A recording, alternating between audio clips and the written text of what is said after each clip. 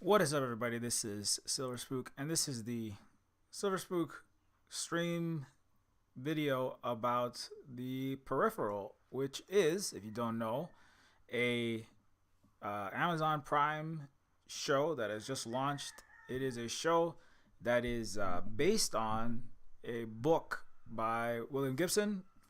And so, if you don't know anything else about, if you're not a science fiction, cyberpunk fan, then you might not know who that is. But if you don't know, I do have a video on I think the cover of this YouTube channel that is my interview with William Gibson, who is basically anything to do with cyberpunk, the cyberpunk adjacent genres. Owes at least something to Gibson, as well as Blade Runner. Those are kind of the two major seminal film and book works in that genre. And The Peripheral is a book that was written by Gibson in the last 10 years, more recently. Neuromancer, his original, that won the triumvirate of the Hugo, the Nebula, and that other major science fiction award that kind of launched the cyberpunk genre. Neuromancer was written in the 80s, and The Peripheral is a book that's more recent, but it's similarly a near future speculative and also very dark, pretty bleak future like Neuromancer was, and like the cyberpunk genre often is. And so and so that's what The Peripheral is. It's a TV show. And give me one moment here. Hope the stream is actually going live. And so so we did sit down and took a look at this. The short answer is there isn't really a short answer. I did want to talk about some topics adjacent to The Peripheral. If you know me, I'm not wearing these shades because I'm trying to be cyberpunk, but I often do wear these. It's actually because of a bodily deficiency which I have not rectified with cyborg implants or augmentations. It's called my eyeballs literally cannot stare at screens for too long, or I have 20 tuple vision. And so these are not cyberpunk mirror shades. These are just like pinhole glasses, actually. But I do create a lot of work, like games like Neofeud, which are set in the cyberpunk science fictional genre. And so, and I spent a lot of time working in and reading. Page per page, the most I've ever read in any genre is cyberpunk. And Gibson probably the most. Not only his work, but that's like it's always been like basically my favorite genre for a long period of time. And so a full disclosure, I'm also doing I'm going to be a part of an event called Cyberpunk Day, which is on November 12th. Cyberpunk Day, November 12th is an event. A group of cyberpunk writers and creators are putting together a day to celebrate the genre and going forward mark a day to bring aspects of the genre and culture out to play. Rather than let corporate interests dictate what cyberpunk is, the organizers of Cyberpunk Day feel it's better to let each person, as fans of something that speaks to them individually, decide for themselves what it means. Putting punk back in cyberpunk, I mean, that's the thing that I often talk about, if you follow me. And the ethos is anti-authority, inclusive, and encourages expression. So that's November 12th. I actually just finished this week recording a event with several other cyberpunk game creators specifically. So you might have heard of Cyberpunk 2077. Those creators weren't there, obviously, but they're kind of the largest work in that genre. But the creator of Cloudpunk, which is a cyberpunk delivery game, was there, which was really cool. So I got to meet the creator of Cloudpunk, which is a game in the dystopian future where you play a flying car delivery driver. And so we talked about various ideas of what it's like to make games in the cyberpunk genre. What does cyberpunk mean? Like, what are the difficulties, et cetera, et cetera, and So it was a lot of fun. But anyways, back to Peripheral. So that's just kind of a preamble to this. And so the Peripheral is a show. It's not it's not necessarily cyber. Part of it was, what does the word cyberpunk mean? That's the thing I often think about and talk about. But the Peripheral is not necessarily a. It's not. It has a lot of cyberpunk aspects to it. But it's certainly a book that's about the near future, which cyberpunk also is, and it's a book that is dealing with a lot of the it's a science fiction book that deals with a lot of the kind of fears and possibilities of the near future. It's a book that I have also read the book as well when it first came out, and I've also read the sequel Agency as well. And so let's get a basic synopsis before I go further with that.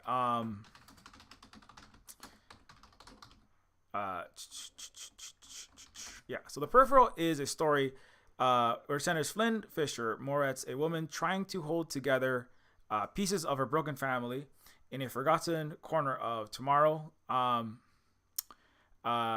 It's a Prime Video. Let's see. Oh, this is like a bunch of different ones. Hold on. I just want the synopsis. It's a 2014 science fiction mystery thriller novel by William Gibson. I probably should have just like.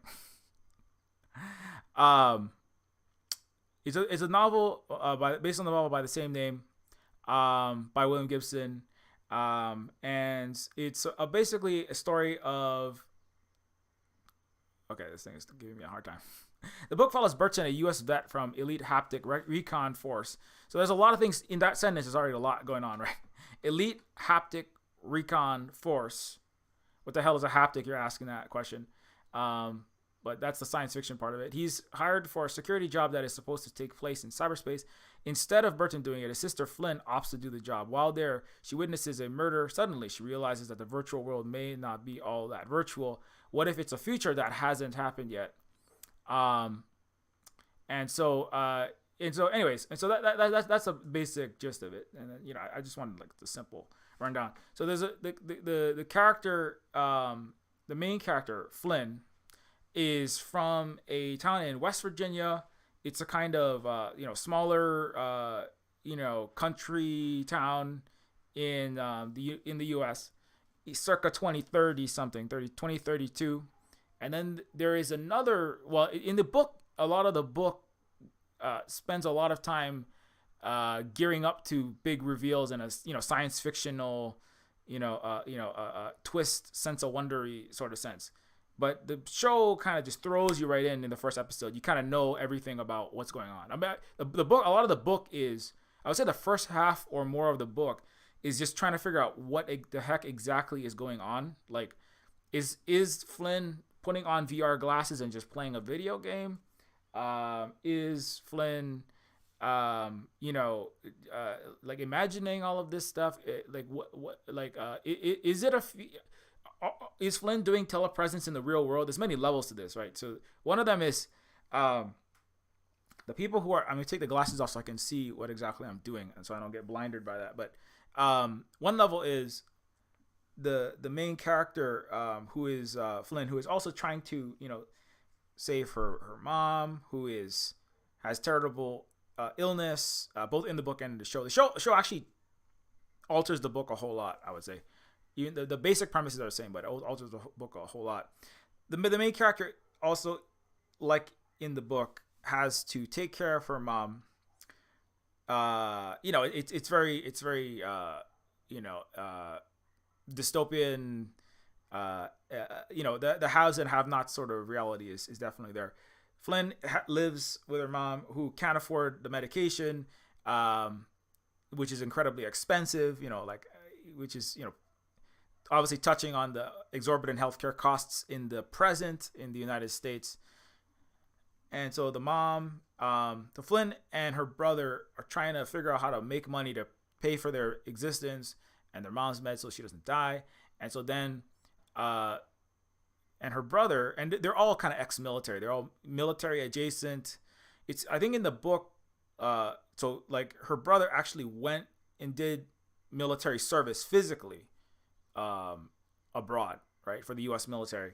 The haptics are, in the book, it's described as a digital cybernetic enhancement that's like installed inside of his chest on his body, and it was the size of a playing card, and it was dead fish silver. So that's in the Peripheral. They're like glowing, flashing, but skin toned, almost like body modification. They're like beneath the skin body modification, like insets. So it looks a little bit different, but it's they have to make it work for TV. And so Flynn's brother has come back from war. He's got all these modifications. He's trying to figure out how to make money in the rundown economic wasteland of the United States. Trying to and so he gets a job to test out some kind of new fancy headset. And Flynn's main ability, or the reason why she's kind of like the kind of MacGuffin, not really the MacGuffin, the string that is pulling Flynn through this virtual cyberspace slash time travel slash space travel slash telepresence slash virtual world stuff. This hijinks is Flynn's ability to play video games. So somebody said in the reviews, Flynn is like basically the hot manic pixie gamer girl. It's Flynn's character is good at playing video games, better than her brother at playing video games. And in this world, they make money playing video games for wealthier people than them, right? Which is a thing, that's a thing. Like back in the day, there was the whole Chinese gold farming, which there's so many layers to that. I'm not going to go into all of them right now, but basically wealthy players from, let's say, a big time lawyer for a mega bank in New York City, a real estate agent in Florida, right, auctioning off pieces of the stolen lands down there. A rich, corporate executive from LA who likes video games, doesn't want to, grind, right? Shooting elves and dwarves and blowing away, German combatants in World War II, massive online military simulators, would pay someone else, right? Generally somebody poorer than them who needs money and Steve Bannon, Donald Trump's literal political advisor, ran one of these operations to pay people poorer than them in China specifically to game for the wealthier person and level up, because it takes a lot of time and energy to hack and slash with your flaming sword of fire thousands of goblins and dragons and mobs and NPCs, and shoot down a million German combatants, not Azov Battalion, Stepan Bandera worshippers, because we got to really care about their feelings. And so to level their character up in the video game, right? So that way the rich guy can have the 100 level super powered, gold plated Chris Kyle branded sniper gun, or his level 70 Tauren chieftain in the WoW World of Warcraft game, without having to go through the hours and hours and hundreds of hours, right, to level the character up. So it's literally digital telepresent game imperialism is basically what it is, right? So it's colonial in that sense, right? I think there's a book by Cory Doctorow, For the Win, which is about like a uprising inside of a Chinese gold farm. But anyways, so one way in which the Peripheral is already, the meaning of that title, the reason why William Gibson chose that, is like these people are on the periphery, which is all in G7 economics terms and G20, Davos economics discussion terms. The periphery is often described as that thing that we don't really care about, right? It's like 90% of the countries of the earth that actually make up the vast majority of the world's workforce and population, and also are disproportionately not white. So the periphery, right, is those people that are gaming for the people in the center, right? Which is London. In this case, it's London. Historically, it has been London or Paris, New York, Vancouver, Los Angeles, Glasgow. If you're in Scotland, they benefited greatly in that time. But so there's a lot of levels to this, right? So the peripheral is out there, the center, the focal point, the nexus, right? The metropole in the leftist academic term is the thing that is using the peripheral, right? And so another term, like when you buy your Nintendo Wii or your Xbox or your VR headset, the peripheral is the object, right? The peripherals are the keyboard, the peripherals are the mouse, the peripherals are the VR headset, the peripherals are the motion capture wand and all the things that all these accessories, right? They're things that a peripheral could be your cool glasses, your purse, the thing that you're putting on that helps you increase your your style points and your brownie points or whatever, your cool points in whatever group you're in. So there's many levels to there's many, like, when William Gibson chooses titles for his books, he's a very poetic thinker. So that's something that it's absolutely applies. The peripherals that you wear, right, that Flynn is wearing, is one level. The peripheral is this super cool virtual reality, like bleeding edge, like bleeding edge, Matrix level, complete, five senses simulation that is like an entire headset that goes on your head and basically like takes your mind and installs it into a alternate body inside of a android that you are piloting as if you are there. It's like basically full telepresence with everything that you can you can be tasting, seeing, touching, and you can also feel pain as well, which Flynn finds out very much to her chagrin in episode 2. You can feel all of these things, right, using this device. So it's like remote. It's like piloting a drone in a humanoid shape using your mind. It's in Neuromancer. That's a thing that so very similar things happen in Neuromancer, where Case in Neuromancer is able to see, taste, touch, feel, hear everything that Molly Millions, the Razor Girl character in the original Cyberpunk book that Mike Pondsmith and Cyberpunk 2020/2077 basically ripped off completely, right down to the style and the literal names of the places and the currencies, New Yen and Night City, straight lifted from Neuromancer. And so the peripheral is taking a lot of that stuff that William Gibson was known for, like kind of pioneering this telepresence, simulation, artificial intelligence. What impacts will they have on culture? Gaming. Gibson literally said, I went into arcades and watched these 6-foot tall plyboard sided boxes of electronics with hordes of kids just completely entranced and enraptured in gliding mouse cursors, striking gold sparks off the side of skyscraper canyons, scoring 10 megaton hits in the Tank War Europa. Those are lines from Neuromancer. Just completely entranced in these 80s video games in arcades.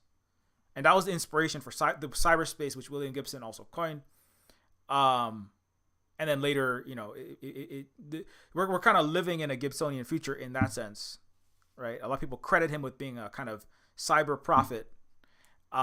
He's often said that I spent my entire life trying to debunk my own marketing, because he often will say that that's not what I do. I don't predict the future. I try to describe the moment in which the science fiction is about the moment in which it is written, using the future as a kind of projection from the film and the 8mm of the present and the minds of the people in that zeitgeist, projecting its dreams and nightmares into imagined futures, right? But then, even in the marketing for the peripheral, I've read like about 10 different articles about this show. Most of them already, I would say, the mainstream television audiences, right? If you just type in the peripheral, the average review is actually negative right now. the mainstream TV audiences are although Rotten Tomatoes not too bad, but most of the reviews, right? The Peripheral, it's brilliant if you can actually understand it. The sci-fi thriller, the sci-fi thriller is better than Westworld was seen at. How the Peripheral hopes to find the human heart of high-tech sci-fi. But when you look at like the mainstream TV reviews, it's actually not good. Like CNN was like, see if I can find that one. It was not good. The Peripheral travels into 2 different futures, and it still isn't worth your time. And there are several that are kind of like that. In terms of the TV viewership, the Peripheral has the same problems as Westworld. That's Los Angeles Times. The Peripheral's creators were the same people who worked on Westworld, which the last 2 seasons, I had not watched them, so full disclosure, this is basically hearsay from what I've heard. But they were not as good as the originals. I mean, I like the original first season of Westworld, but anyways. But I think that if you are not assigned, if you're just like watching TV, if you're just like you just turn on Netflix and you're trying to check your brain out and like recharge 1.5 spoons tonight, by eating popcorn and laughing and crying and just zoning out. If you're the average TV viewer, it might not be for you because it's the Peripheral, the book. It's a very science fiction heavy. I wouldn't call it hard sci-fi. William Gibson is not a scientist. I got a whole discussion about Western science, but he's not a science even in the Asimovian or the sense that hard sci-fi is often written by people who are or were astrophysicists, like chemists, biologists. It's not hard science fiction, but it is like very hard on the science. It is very science fiction-y. It's for science fiction fans. It's not like a Marvel show is kind of just like anybody can sit down and then fucking, shovel mountains of, yellow 5 and, high fructose corn syrup laced, candy popcorn in your face. You can, but you can watch it, Avengers, even a She-Hulk, unless you're some kind of toxic, crappy, average dude. Then, the Peripheral is very science fiction specific. And so, I think that kind of explains that. So I'm coming from a slightly warped lens because, I am a science fiction writer. Like I've literally written ghost written science fiction for I've been the brown global south tropical peripheral for a metropole klept from Vancouver. Let's put it that way. Literal Canadian multi-millionaire / possibly related to billionaires. So I've been someone else's peripheral to write stories for them in the science fiction genre. So there's a lot of ways you could take that word, the peripheral. What is it talking about? And like games like my game Neofeud which is just finished its sale, but you can go and wishlist it right now. It is in a science fictional cyberpunk genre, although Neofeud is more surreal and satirical and infused with levels of comedy, drama, and also coming from a non-white colonized person's perspective, which is different from other science fictional perspectives. But we'll get to that. I'm getting ahead of myself. So the Peripheral, it's a show that is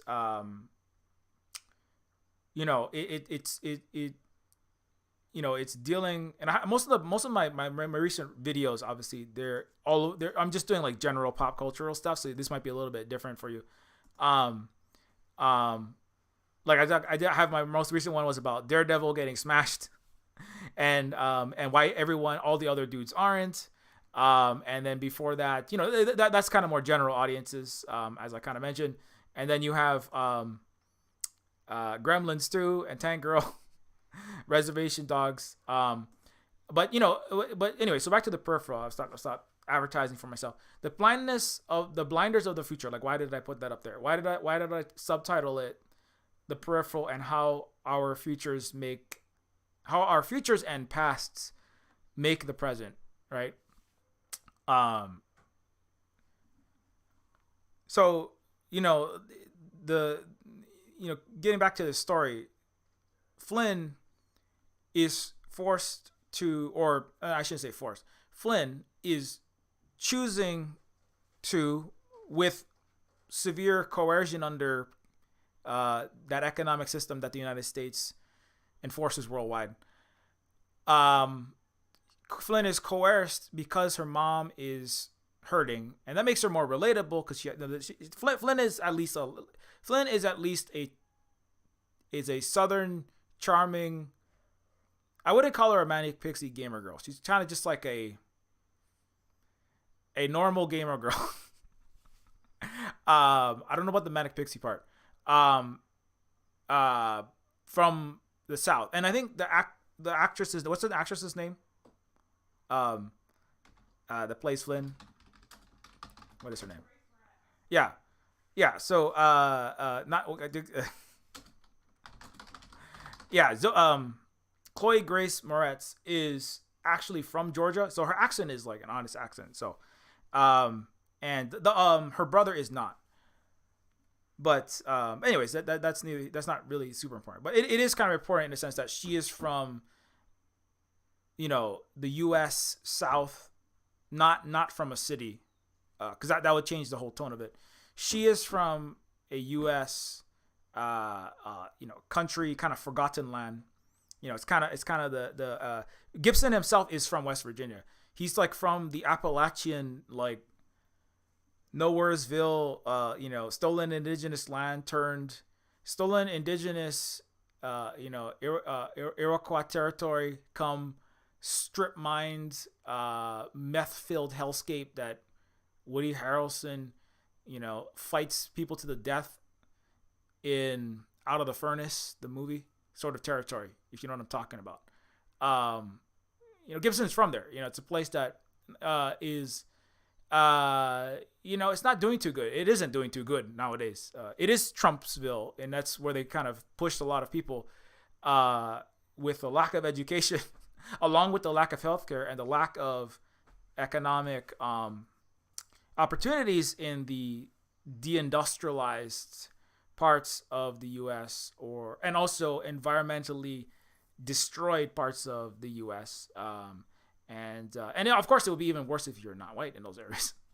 But the main character isn't. Although there are many non-white characters. The other main Wilf Netherton, who is from 2100 London, future London, is not white. And then there's also Connor, who is also black. I don't think he was canonically black in the book, but anyways, so it has a kind of Rings of Power treatment to it. I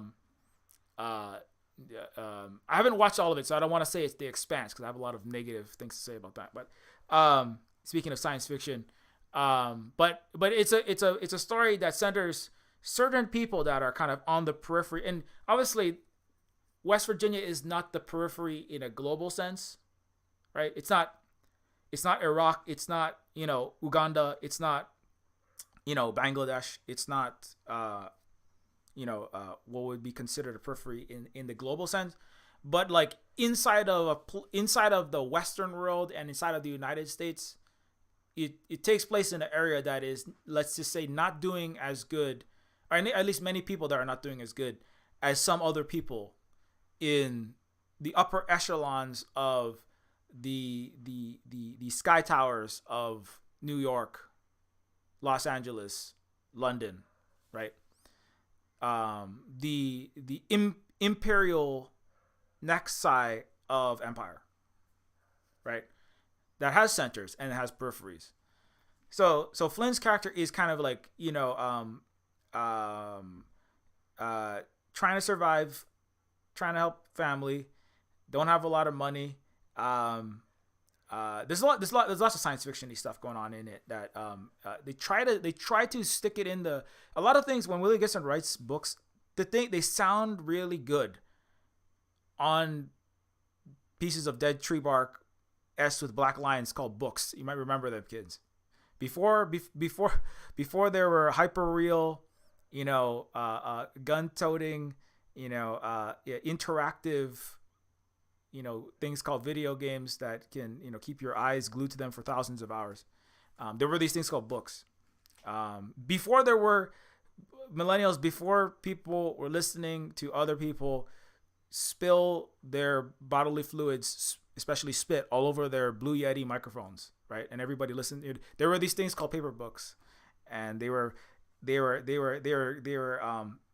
lovingly crafted by German typewriters, slapping these things called typeset pieces of metal onto pieces of paper, and then people would read those things. Anyways, I'm being facetious. The characters are in that region, right? Are trying to get by. They're trying to survive. It's in that sense, it's a cyberpunk story. We just watched some cyberpunk edge runners right before I went. I did that cyberpunk day interview. I watched some cyberpunk edge runners with Holly, just to get a sense of what the hell is going on with that. What are these young whippersnappers, jacking their tros into nowadays? What kind of BS are they taking my beautiful cyberpunk? I'm like the old man screams at cloud meme right now. It's what it kind of felt like. It was actually interesting being in the discussion with two, like a 20 to 25 year old. There's three like 20 to 30 year olds. One person was certainly like 22, and then there was a German. The creator of Cloudpunk is German, and he looks like I don't want to say what his age is, but he I think he's about my age or slightly older.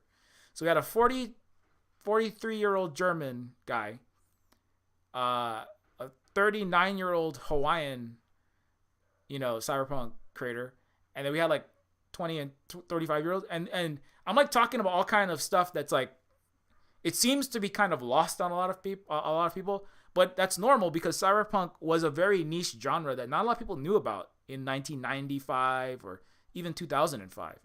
People knew what the Matrix was, kind of, but they didn't really know what the cyberpunk. They didn't know where that came from. The books and the stories that were written where that came from. It was much more of a niche, upper echelons of academia, and like high frequency trading algorithm programmers at Goldman Sachs and the programmers of drones for Raytheon. Those people knew what cyberpunk was. Weird nerds who were like Jaron Lanier, who were designing VR headsets and Nintendo Power Gloves in 1989. Those people knew what cyberpunk was. But the average the average person in the populace didn't know what cyberpunk was in that time. But now everybody knows, because Keanu Reeves with a cyber arm, Cyberpunk 2077.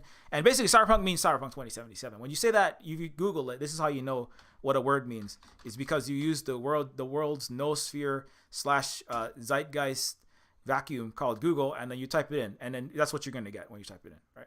So that's what it means. Not just Google, but I mean, you type it into anything, you're going to get Cyberpunk 2077, because that's the number one most viewed and or pushed thing by Western. That long discussion I'm not going to get into yet. So what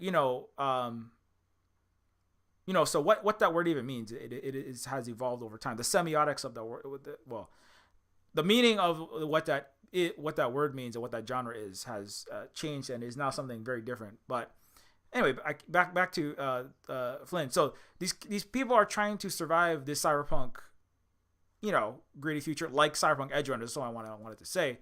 Edge Runners has, I'm going to try to not say as, because I often talk in smack about, you've historically watched it, but Edge Runners, it like the Peripheral, the main character is a character, Martinez is his last name. I can't remember. I bad at remembering people's names. Edge Runners is a story about a kid who is not rich in a school full of rich, privileged people. So, I know what that's like. And now, how well it sells that, I mean, the premise sounds good. A street kid tries to survive a technology and body modification obsessed city of the future with everything to lose. He chooses to stay alive by becoming an edge runner, a mercenary outlaw, also known as a cyberpunk. So cyberpunk is a mercenary outlaw. And, you know, I mean, like, I went on a discourse about this for about 2 hours on Wednesday on Twitch. And I kind of, like, disagree with a lot of that. It's not really I disagree. It's like, it's kind of like, what even does that word mean? It's like fighting over the meanings of words. But at the same time, I like to push back. Like, I kind of somebody asked, like, what does cyberpunk mean? And I gave this long and squid like quantum interference device. Not the squids from Johnny Mnemonic the book. But I gave a very like elusive and vague answer intentionally because I wanted to interrogate things. It's not what that word really means. It is not super important to me. More important to me is, like, you know, the reason why I came to cyberpunk is because it centered, like I was saying on that panel, is because cyberpunk centers the reality of the world, particularly for average people, in a way that, let's say, science fiction, fantasy, or just mainstream shows, right? Like, if you're watching Friends, right? You're like, when I'm watching Friends, I'm like, well, about people having a great life, having really nice flats in New York City, right? Trying to be an actor or some big time chef, or, you know, making a lot of money as a banker and just having the great time of their life economically. I'm like, I can barely afford any rent, right? I'm like, I'm a native Hawaiian in the cyberpunk dystopias of Honolulu, in Hawaii, the most economically unsurvivable place in the United States, the highest police murder per capita of non-white people, highest mass incarceration rate, highest prison rate, literally water turning into jet fuel. Hawaii is it is literally the worst part of what calls itself the United States. It's the most cyberpunk place, even though it has this beautiful pina colada and, you know, aquamarine blue sky and blue water, you know, wallpaper for the marketing of it, made by cyberpunk dystopian giant corporations like Marriott, like the Hyatt, like the entire United States government that uses us for a giant military outpost and a leaking gas station for its F-35s, right? So I came to cyberpunk because I'm like, cyberpunk, it doesn't just show you, oh, you can be friends in New York City. You're all just 35-year-old successful young people that are going to have a Tesla any day now. And I'm like, I'm not going to have a Tesla ever. I mean, even the average white American is not going to have a Tesla ever. And the average millennial is never going to own a house ever. Right? Certainly not outright. Right? Without mountains of debt and ball and chaining themselves. And I'm like, as a native Hawaiian, I sure as hell ain't never going to be doing any of that stuff. You know, we're never going to be rich and doing even moderately well in the United States of America and its Western liberal capitalist democracy system, which is what cyberpunk to me really is about globally, you know, in a global sense. And so cyberpunk Edge Runners is at least ostensibly, it centers this character who is a non-white person trying to survive surrounded. I mean, I literally kind of was that Martinez sort of character. I went to a $20,000 a year private school right across the street from the president of the United States school, Barack Obama, only because my father taught there. I was the diversity hire for that school. My dad, I was from the ghetto. Most of the kids were literal billionaire or millionaire children in those expensive schools, and I was the poorest kid there, and they didn't want me at that school. So actually, you know, I have a lot to relate to with that specific character. And so, I mean, at least I appreciate they trying. I mean, so I'm trying to be nice today and not say all kind of negative stuff. But I mean, at least from the premise, that is why I came to cyberpunk, is because I was a brown kid like the Martinez kid, the poor kid at the rich white kid school. Right? And so the perspective that is being centered is the perspective of the people for which the entire world is not made. Cyberpunk is a genre that, at least when it does its job the way that I think that it is going to do the best good in the world, it is centering the peripheral. You know, the people that are not doing. It is not centering Captain Kirk.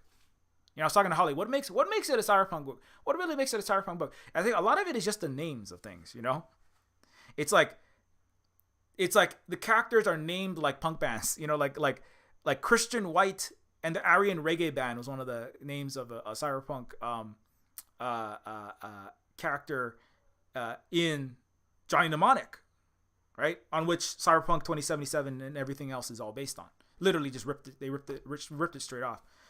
I was talking about this on Wednesday, and you know, like Molly Millions, they all sound like either a burlesque name, a broke ass indie wrestler who eats ramen every night, or you know, somebody's you know, like Smashley Simpson from the roller skating girls night. What is that? By Drew Barrymore. Or they sound like a burlesque dancer, a broke burlesque dancer living in her car, right? Sort of names.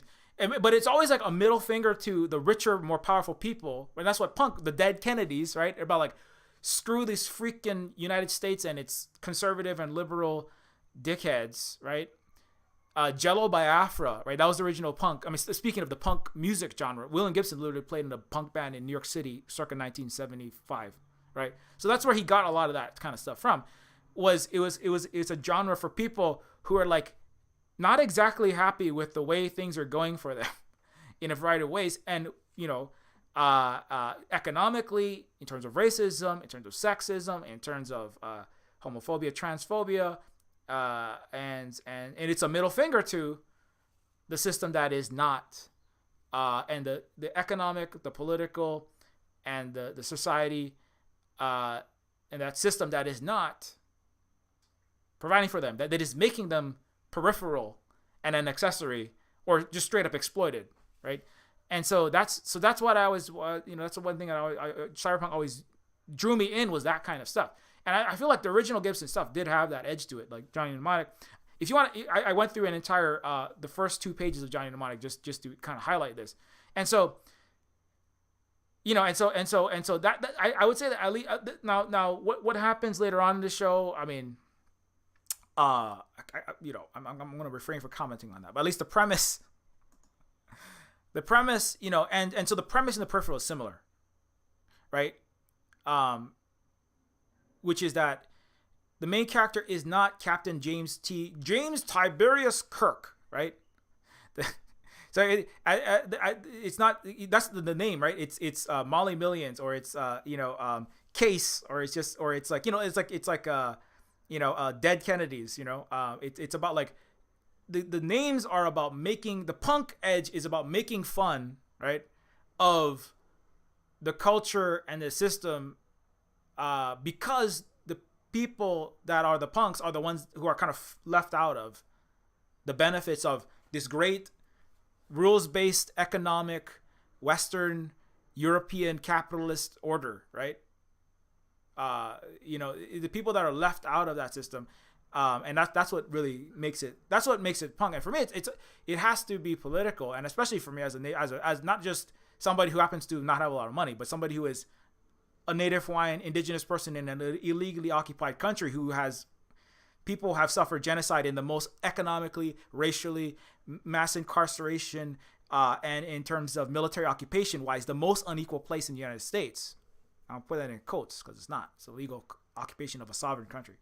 So I want Cyberpunk to even be more punk than it ever. That's my whole goal. Right? My modus operandi is every day I wake up and I go, how can I make Cyberpunk more radical, not less, right? So that's why I get disturbed when I see hyper corporatization and all this sellout crap coming from, you know, Cyberpunk is pink and purple Tokyo skyline, and when you just take I don't like that idea, right? That Cyberpunk is when you get a bunch of guns, become a mercenary, and that makes it Cyberpunk. No, that just makes you a dickhead who shoots people for money.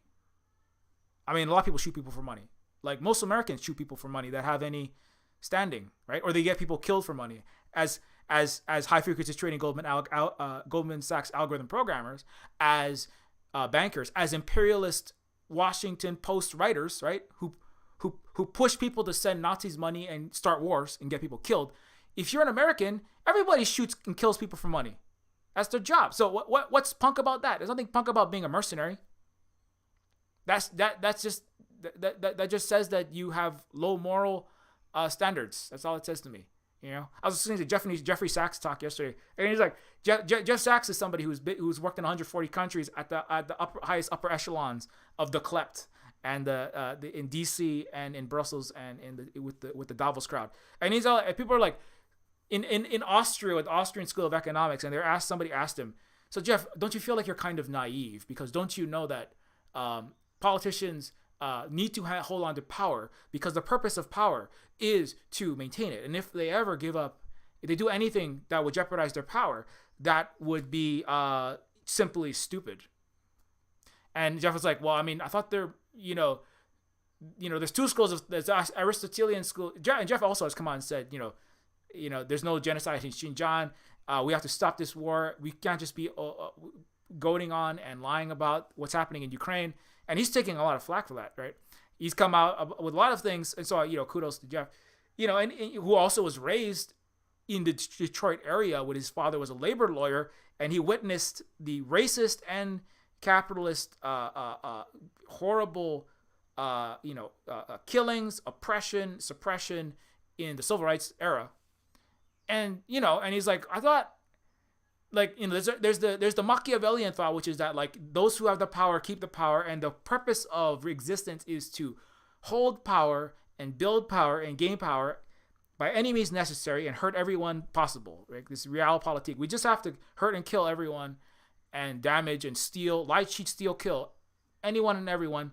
People have to do that to each other, and countries and nations have to do that to each other. Races have to do that to each other. It's called the Azov Battalion. And we have to, and it's called all the U.S.-backed regimes around the world. And by any means necessary, we must hold on to power, because that's the purpose of life.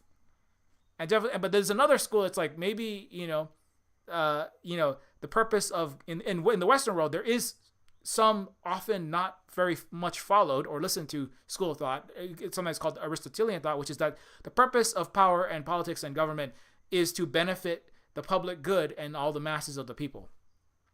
And so if that's it, in a certain sense, like that is the kind of the question, right? When Mike Pondsmith, the creator of Cyberpunk 2077, says it's not about saving the world, it's about saving yourself, then if that's the kind of the point, which a lot of people do take that as the point, then that's not punk, because that is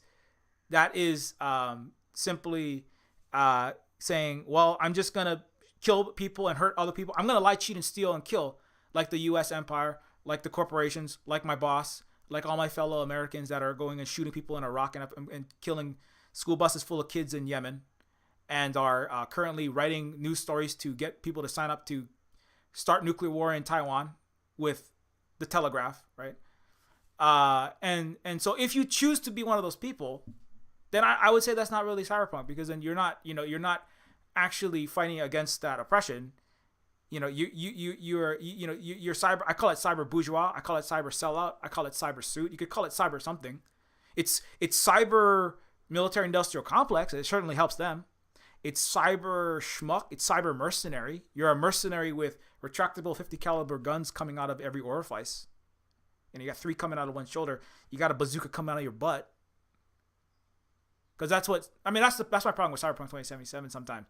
And the Edge Runners is it hyper focuses on the military industrial coolification of cybernetic weaponry, and how many guns I have and how cool that is.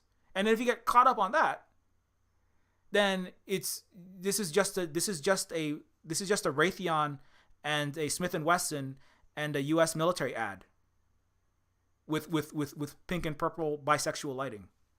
You know what I'm saying? And that's where I'm like, I don't know what that is, but that's not cyberpunk. Or to me anyway. I mean, it's cyber. There's a lot of computer technology. There's a lot of robotics and high tech. But I don't know what the punk part of it, So anyways, this is not. I'm just not. This is a long little digression onto what is cyberpunk itself. But but within the coming back to the peripheral again. But it's hard to talk about this stuff without. I mean, certainly in this stream about this specific show, it's hard to talk about hard to talk about Gibson's work and his science fiction and speculative fiction without discussing that, because it inevitably gets wrapped up into this. And so, anyways, so so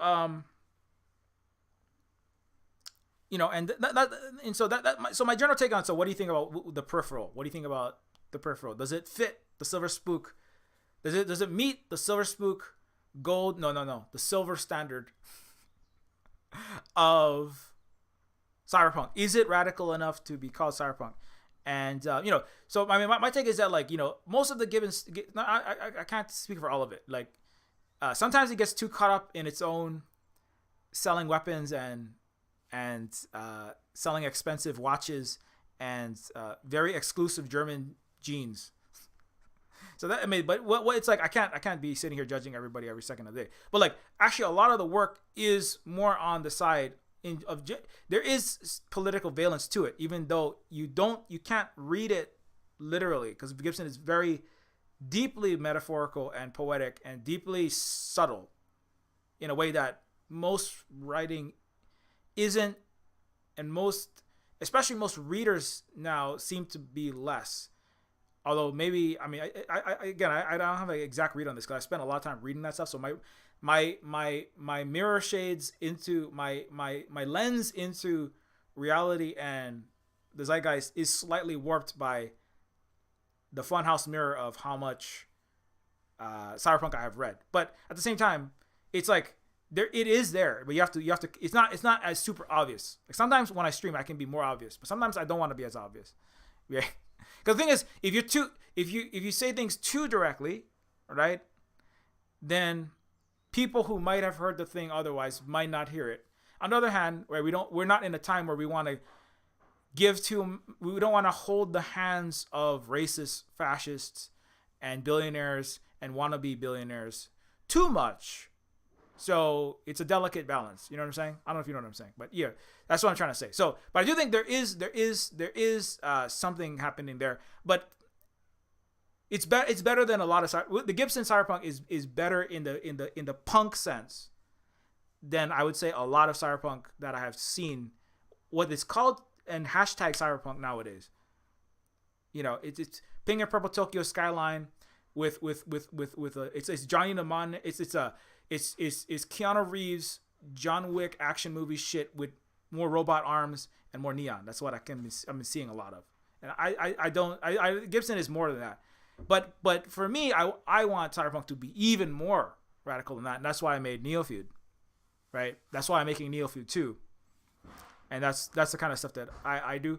The game I'm currently working on, Pigeon with Gun, paradoxically, even though it's just a silly little action comedy game, but it actually does deal with this, which is kind of, Pigeon with Gun is kind of like making fun of the action movie BS, which is a lot of it is what cyberpunk is. Cyberpunk is action movie bullshit with more sci-fi all over it, basically, and more sexy lighting, basically, and so that's it. I wouldn't call Pigeon with Gun. It's not like Neofeud cyberpunk in that sense, but it's like I was talking about with my Gremlins video. It's important to, it has a punk sensibility in the sense that it's about attacking and tearing down very destructive narratives, tropes, and consensus reality beliefs about the world, right?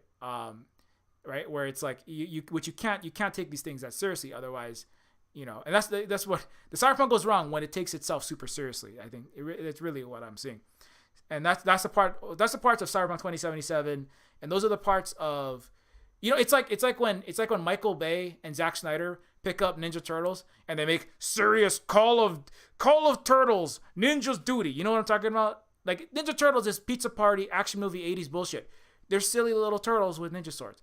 And then all of a sudden, the Ninja Turtles are fighting evil North Koreans with with awesome samurai swords, and it's like super gritty, realistic, and also join the U.S. military and kill innocent people for imperialism. You know what I'm saying? It's like that when it gets too serious and it starts looking like a military simulator, that's when I'm like, we don't need to Zack Snyder, Christopher Nolanify. We don't need to turn this into some kind of weird imperialist ad to get people playing Call of Duty or Battlefield 2042 to freaking sign up to go shoot people in Taiwan and Ukraine. You know what I'm saying? We don't need any more of that. So that's why I started I'm like, I don't want that crap, you know. So it should stay more. I prefer it to be more. That was one of the points I made, which is that I actually prefer cyberpunk to move more in a comedic and a more keep the punk sensibility and that is about critiquing and drawing into question assumptions that people have in the Western world, right? Like Jello by Afro, which is like Jello consumerist pudding and horrible disease in Africa. Like Smashley Simpson, right? What are the? I'm losing all my exact references, but the Dead Kennedys. I have a band in Terminus Cyberstar called the Dead Whistleblowers, which is about it's about all the whistleblowers who are dead now or in prison forever, like Assange and Daniel Hale, right? So it's kind of like trying to get people to examine and interrogate the country and the system that they're in a way that at least provokes to think about that system. Like, how can you be in the freest, greatest country in the world when you have the biggest prison population and lots of people that are actually just trying to do journalism are literally living in a cage, right? So that's what that's what a lot of the punk, at least the way that I interpret it, that's what it was about. So anyway, I've gone off on a long little aside about all that stuff. And so back to the Peripheral. So so the Blinders of the Future. But so in the Peripheral, these people who are down on their luck. So I guess in that sense, I like the Peripheral better than some things. Because at least the main characters are sympathetic. They actually are peripheral as opposed to, Captain Kirk or rich white kids from New York City. They're not living in a Hallmark card movie. They're people that are kind of screwed. So, it's like Shameless. If Shameless had more robot arms and a flying car in it, that would be cyberpunk. You know what I'm saying?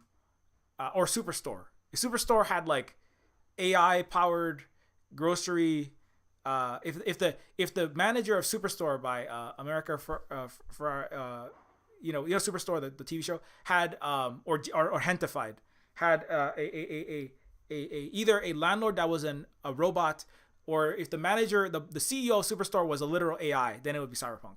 You know what I'm saying? So the Peripheral though does take the it has that starting point, and and so the characters are trying to survive. In the Peripheral, there are ex-military people, like I said, right, who shoot guns good, fly drones and blow people up good. They do snipering, and they talk about intel, and everybody's talking about recon this and haptic force that. And Charlie Delta Bravo this, and we need intel. It's like, can you give me can you give you some information? But when they say information, they sell intel. So everybody's deep military in this. So but some of cyberpunk, which is partly spun off from Tom Clancy, John le Carre techno thrillers and the spy bullshit. Spy bullshit as a subgenre of Western action bullshit. And so that you have some of that. Anyways, so the military personnel are where was I going with that? So Flynn is not I don't think she's actually military. Her brother was in the military. Flynn is very good at video games. However, the video games, in fact, are often military centered, as I said, and I've brought up multiple times. The number one recruitment tool for the United States military, the Marines, the Air Force, the Navy, Army, is video games today. It's actually the number one tool. Thank God the U.S. military is not meeting its recruitment goal this year, and they're thinking about doing a draft. However, the thing that actually led them to meet their goal, I think last year or 2 years ago, was esports, specifically Call of Duty and games like that. The U.S. military has entire teams of people and recruiters that go into people's DMs in these games. When you're playing your online first-person shooters games, you're shooting in a fictional Iraq or Afghanistan with your robot limbs, Battlefield 2042 is. You see, that's why like, cyberpunk starts to creep me out, because it's like, is this just like a giant military ad for the U.S. empire and global capitalism and racist colonialist death spiral? Because I don't want to be part of that. And so the gaming world, and that's why the gaming world is very, it's gone down a very dark path, because it's very deeply tied in when modern warfare, like Call of Duty Modern Warfare, right? And modern warfare is inexorably tied into futuristic new technology, right? The Western domination. How did 5% of the Earth coming out of this little Anglo-Saxon sad little island called Britain, right, actually subjugate the other 90% of the Earth? Was through technological weaponry superiority for a brief window. Not necessarily because they were better at science, technological advancement, and as a civilization in Europe, and certainly in Western Europe, the United States as a subset of the Anglo-Saxon world. It was military. It was near future. Just having a couple years ahead of the Asians, the Chinese, and other peoples. Just having a slight to win an opium war, let's say, right? That took the world's largest economy, headquartered in Asia, and put it behind Britain, which was 30 times smaller than it. For 30 years. It was military technological supremacy. So when you have games and a genre that focuses on military technological supremacy, right? Like first person shooters and like the cyberpunk genre, then you see where the military wants to get in, even if it isn't necessarily. It is pushing in that direction and it wants to get in. And so even more so, the duty of people that make cyberpunk science fiction, as science fiction that is about near-term military gun shooting, right? To not maintain global imperialism, evil, and colonial destruction. You have to, I think, even more so go harder on being about if it is a cautionary tale, it should be even more cautionary about why it should not be a military recruitment ad. It should not be a military everybody let's work for Lockheed Martin and Raytheon ad. It should not be the U.S. does nothing wrong ad, which is what a lot of this stuff doesn't interrogate. And that's one of my criticisms of even the Gibsonian cyberpunk. And all fiction doesn't interrogate this for the most part of any scope. Nothing that makes it into the New York Times bestseller list or on the top of the Steam, Xbox, and PlayStation games ever interrogate the U.S. empire. Seriously, none of them. So, I mean, that's the thing I'm asking for. I know they're not going to do it in the same way that I don't expect the Telegraph, the Washington Post, Joe Biden, the U.S., or NATO to ever platform Silver Spook and Native Hawaiians like me, right? They're never going to... CNN is not going to interview me, that's for damn sure, right? But that's... So, I know, but I'm going to still call them out and say, like, you guys are all fucking full of shit. So anyways, But anyway, so I keep on saying I'm going to talk about the show, and I'm not talking about the show. But I am talking about the show though. So the main characters, and this is I'm going to watch the rest of the Peripheral very closely for this.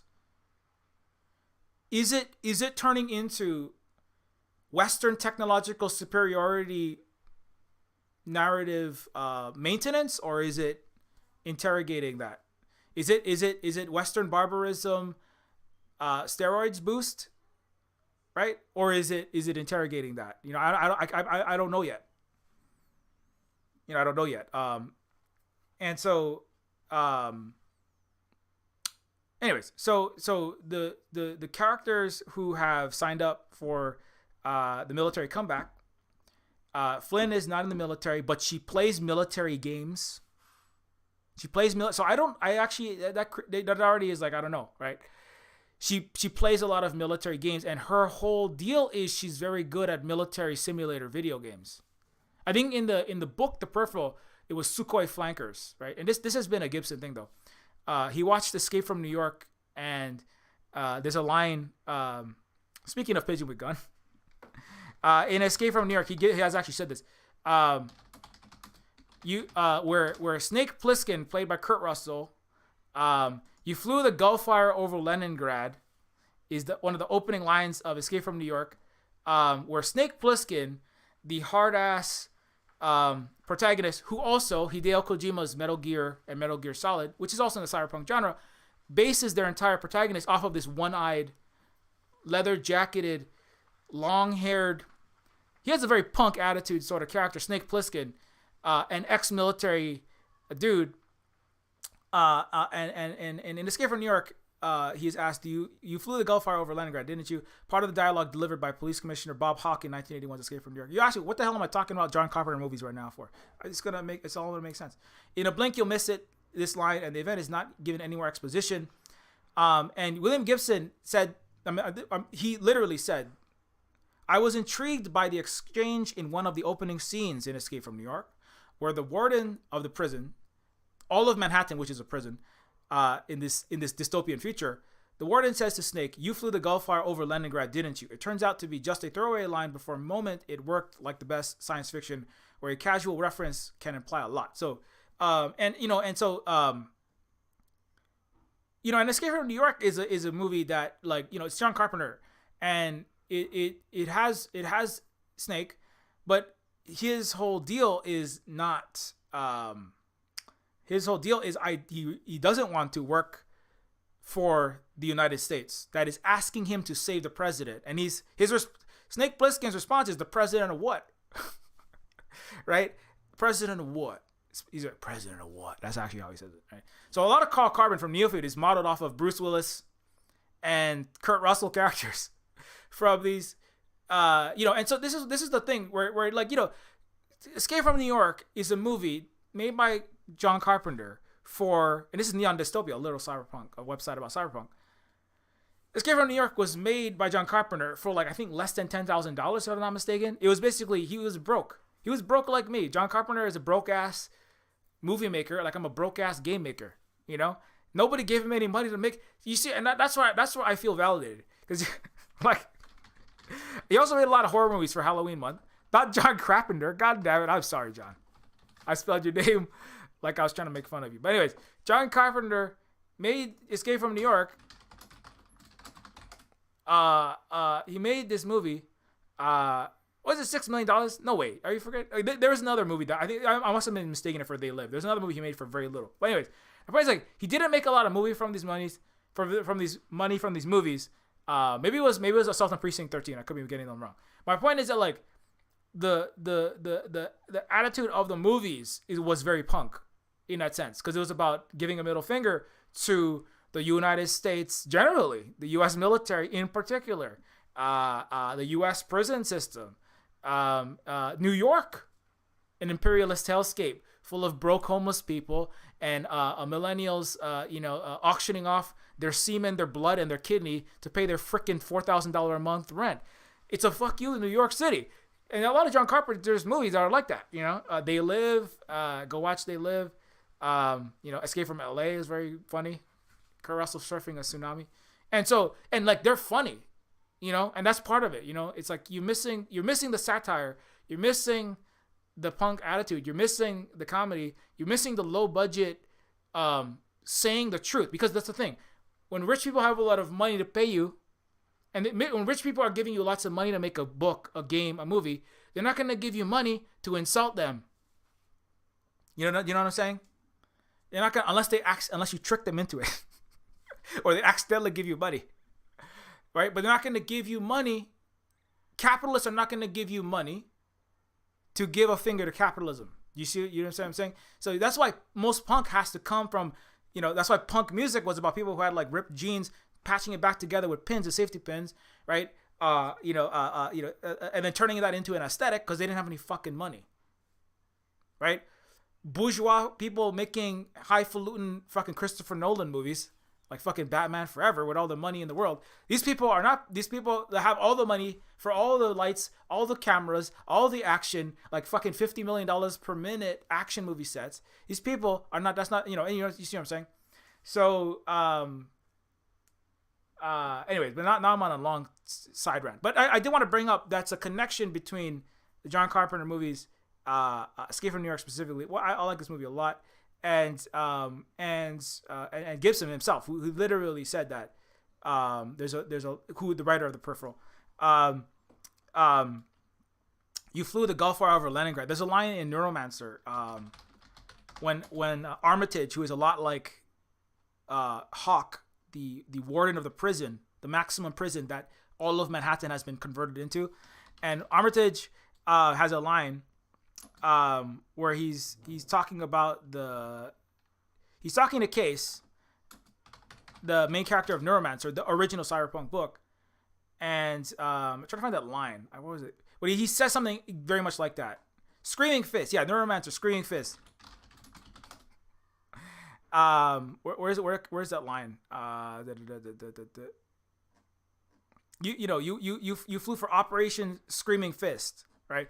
Operation. It's very much like that. It's just like implying that there was this war between the U.S. and Russia, and in this war, this horrible thing happened, and you were gunned down and you got shot down, and you were a soldier in this war between the U.S. and the Soviet Union. Well, this is all during the Cold War, by the way. So, anyways, I'm like way off topic. So, so there's characters that are military, there's characters that shoot guns good, and that doesn't, just because that's the main character doesn't necessarily mean that means that it's an imperialist capitalist military ad. But the way that you approach the story around that, certainly, do you just normalize that? Do you normalize that and say, you know what you should do? Everybody should go work and make as much money as possible, being a Kanye West, a Nancy Pelosi, a Dwayne The Rock Johnson, getting people to sign up for the military with G.I. Joe, pissing off Vin Diesel during Fast and Furious, because Vin Diesel's like, I don't want to make movies that stand U.S. cops and the U.S. military. And that's basically why Dwayne The Rock Johnson and Vin had a split. Because Dwayne was a hard Republican. He's like, no, I only make stuff that makes the U.S. military and the cops look good. Because Samoa is colonized deeply by the United States, and lots of my family are hyper Tulsi Gabbard, off the fucking wall U.S. military stands. And that's too bad. So, but it does matter, right? It does matter to me. And so anyway, so I'm like, come back to the Peripheral. So Flynn and her family are people who are engaged in some kind of military operations, or have been. Flynn is gaming for money, playing military simulator games for money. That's why I went off the deep end. And now playing a game, I'm not saying that playing a game is gonna make you evil. It's not gonna make you terrible. But so Flynn is playing these games. In the show, Flynn is playing a game where, at least in the game, you're killing Nazis. And they see a lot of game companies, the biggest game companies, they changed the name of Nazis, right? Because the U.S. and Ukraine and a lot of Eastern Europe and a lot of Europe generally, right? The Nazi Atlantic Treaty Organization members like Sweden and Finland and Germany, a lot of them are moving towards more fascism, because that's how the U.S. will maintain global militarization warfare and collapse the progress toward win-win cooperative, actually survivable future, right? And so a lot of people in Europe specifically demanded that Nazis be given a good rap in video games. And many game companies changed the name of the Nazis to German combatants, specifically because gamers wanted fascism to be viewed in a good light. Let me say that again, right? So this is very important. The alt-right, right? The global right-wing insurgents, a lot of the Ukrainian fascists were pushed and funneled through gaming, social media, and the big tech company algorithms, feeding them right on the Reddit. The 4chan is just the beginning of that. It's Facebook. We're just feeding all of this propaganda by request of the richest, most powerful entities headquartered in the U.S., right? So that they could push for and maintain ongoing warfare, disruptions, right-wing coups, et cetera, et cetera, et cetera. So that's where gaming is. This is not a joke, really. What the gaming culture and what the gaming world is impacts directly the real world politics. So in that sense, like, the Peripheral is also important. right? What people are doing in their video games, the culture that is coming from, that can make a Boris Johnson, a Donald Trump, a Bolsonaro, a Modi right-wing element in India. You know, that is not just like a thing. Gaming is not just this little thing that happens on the side of reality. It is not just this little toy that kids use, you know, in the 1980s, like a Nintendo Entertainment System. Gaming is actually moving world politics and the world history in a sad, disgusting direction a lot of the time. So actually, I do think that that's very important, that, that has to be recognized. It's not just like, oh, it's people playing games. No. People spend more time playing video games than watching movies, reading books, and all other forms of entertainment combined.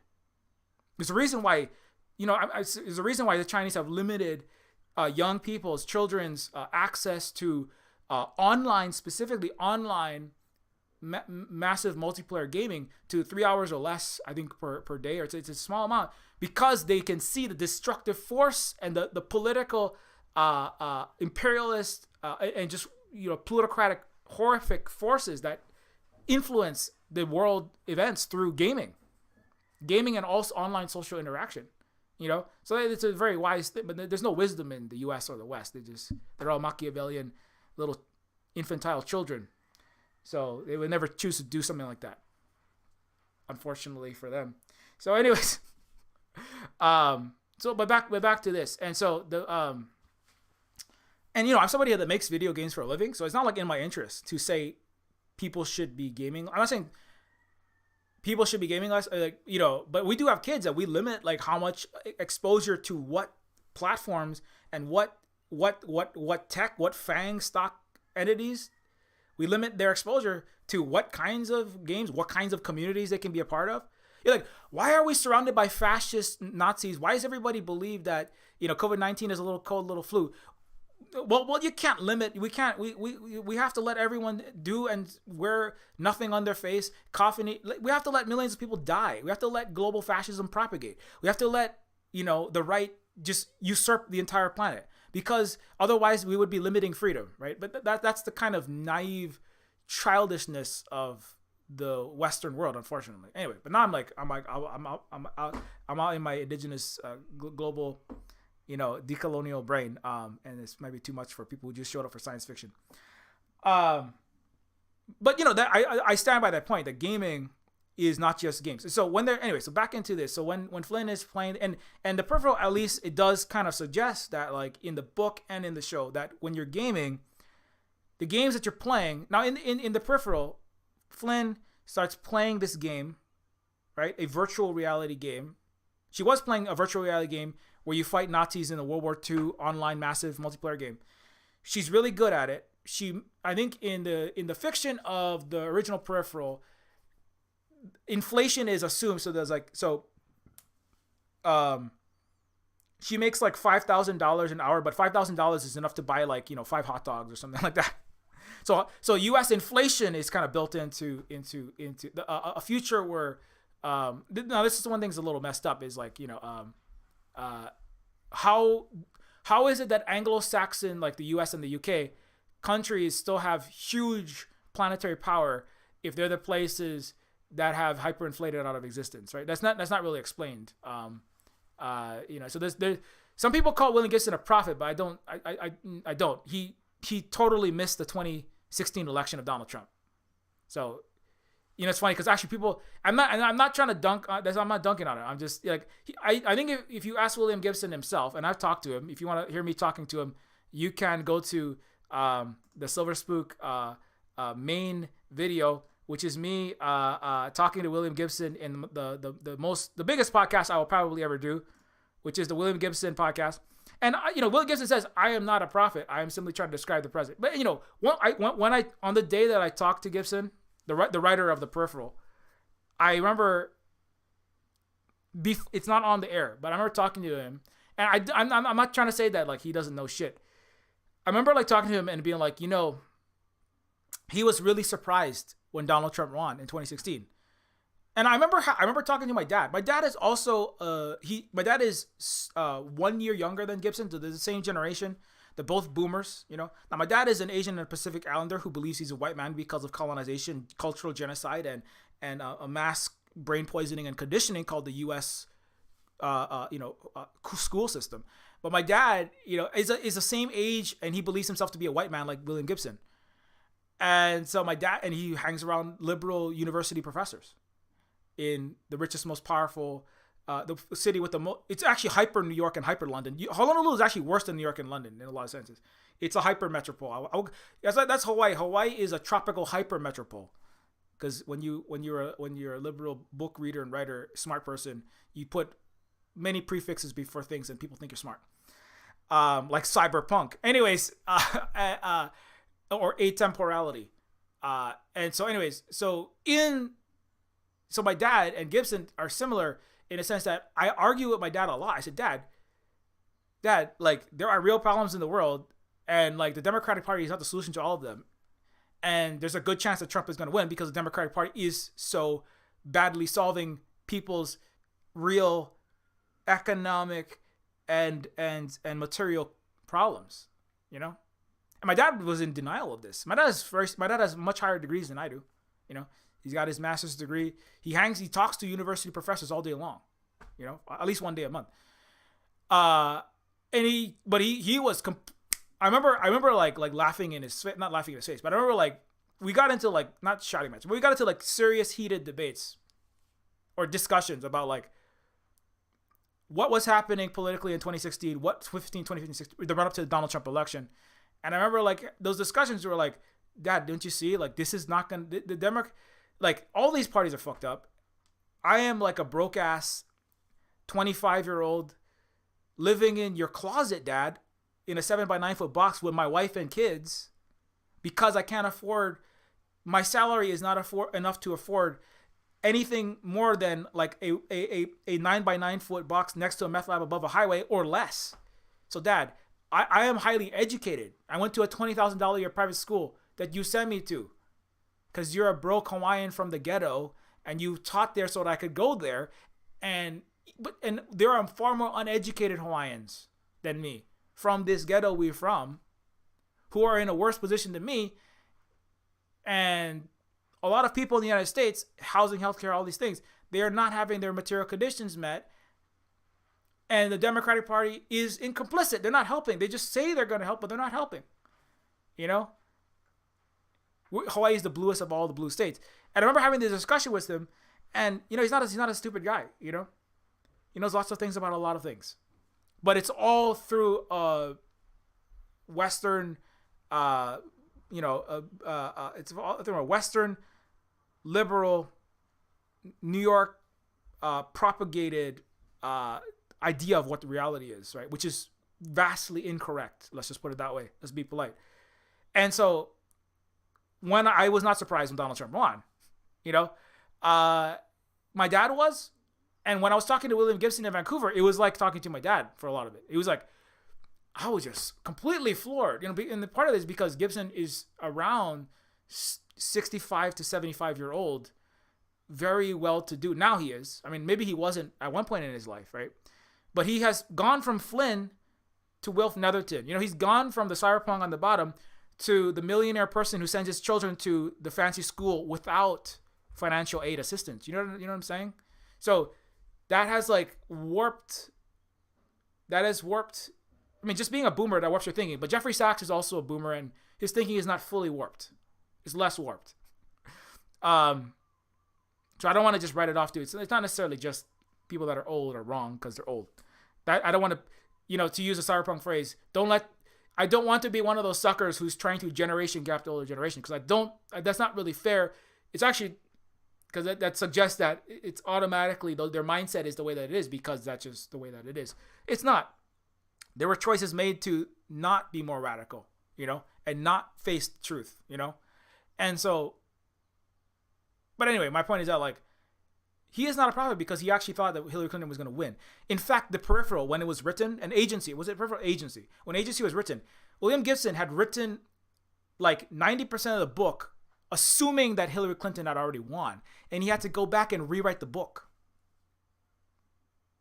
I think he said that publicly, so I don't think I'm spilling his dirty laundry. He said that publicly. I wrote the entire book assuming Hillary Clinton had won the 2016 election, and then I had to go back and rewrite the book. He the way he was talking about it, oh my God, it was such a nightmare. It was such a headache for me because I had written like hundreds of pages or 100 pages or more, all assuming Hillary Clinton had won. It wrecked my entire premise. And the book came out late. So, what am I what am I pointing out there? So that's one of the things when I'm talking about the blinders of the future, right? Is that if your present and your past are based upon, if the present and the past, if the future and the past, what we think are the future is based on is the funhouse mirror lens of the nightmares and the dreams of the people of the present, right?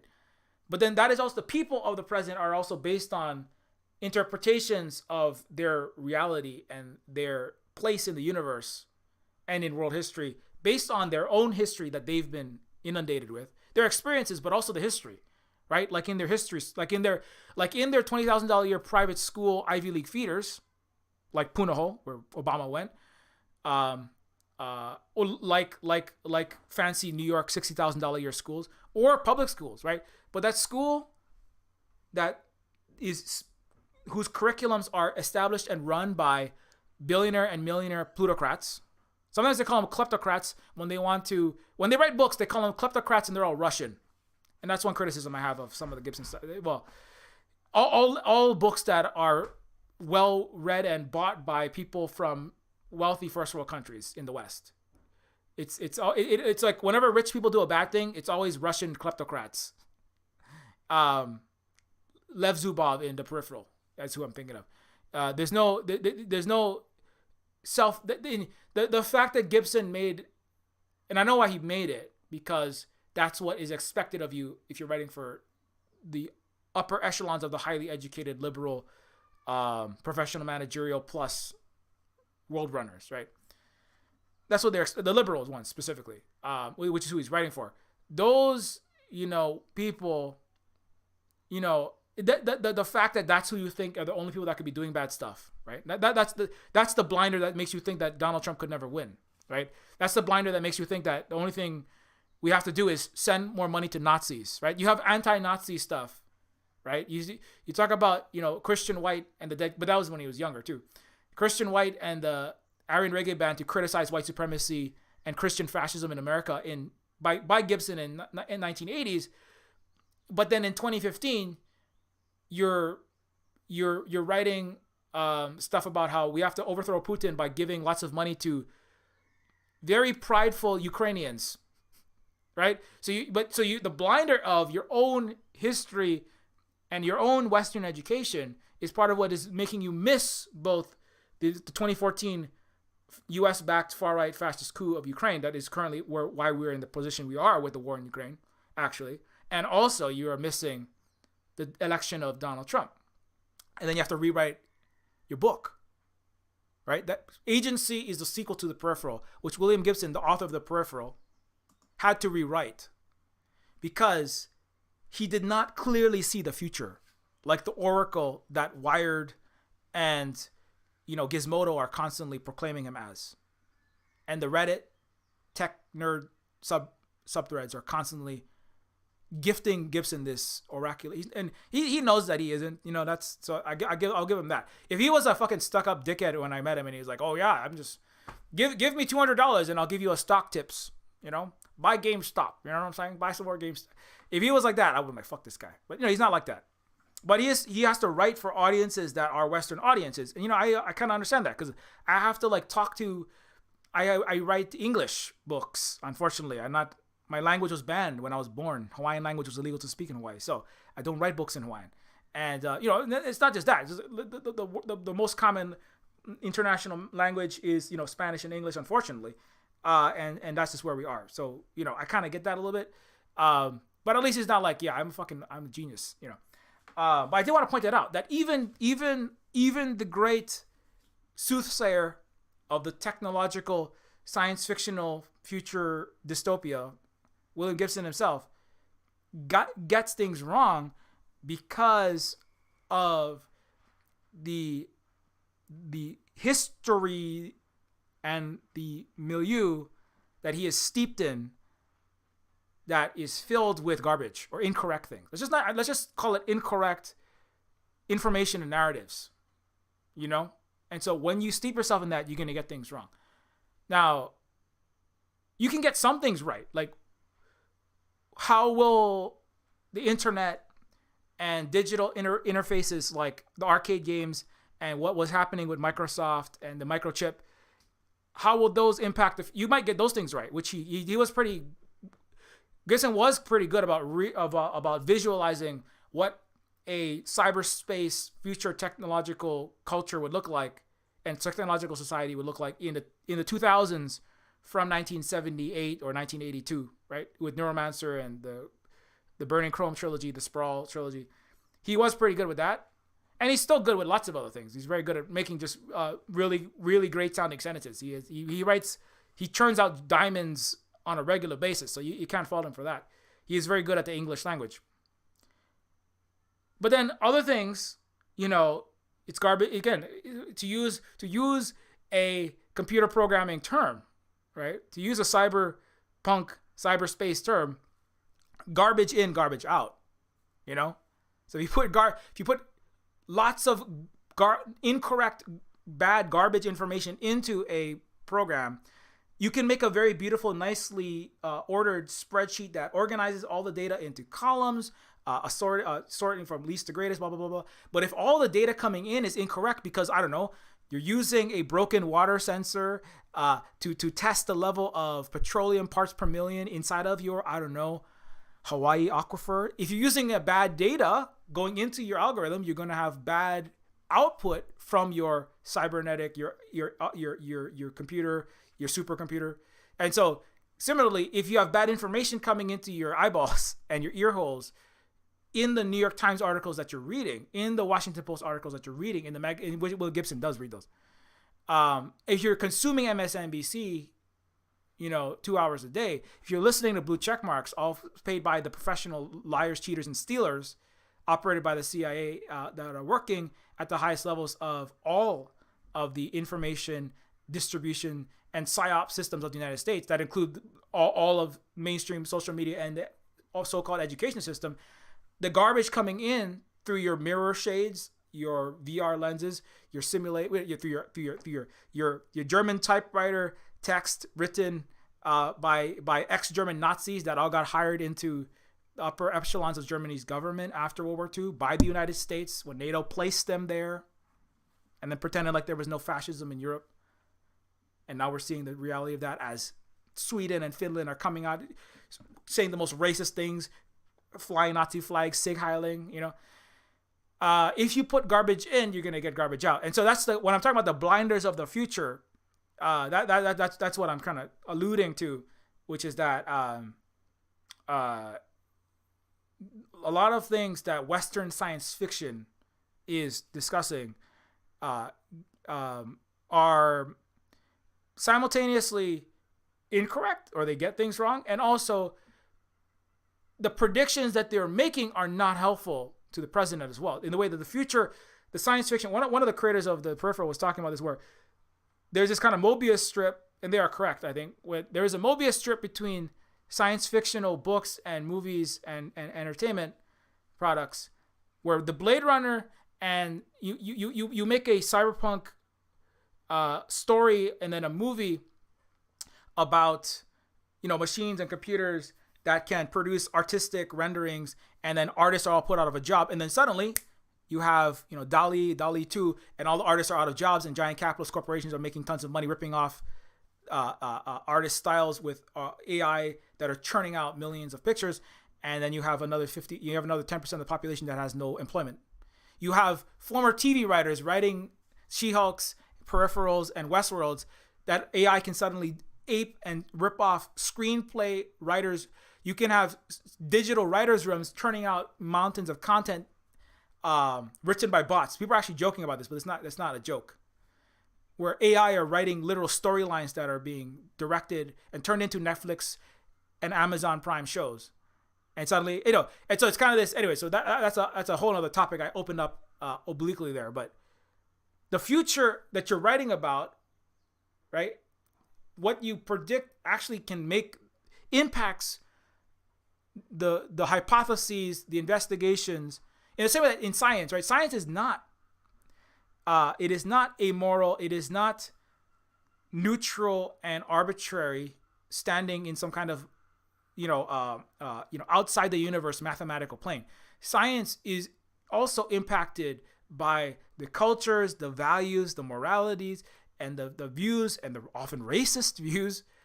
Speaking of phrenology, social Darwinism, the entire colonial era that was backed by biology, anthropology, etc., and history about the fallen races that London and New York wealthy white people were entitled to the slavery and resources of, because the black and the brown, the Asian were despotic, degenerate, blah, blah, blah, blah, blah, blah, all this racism. So that was science, And so the predictions that science fiction makes lead scientists.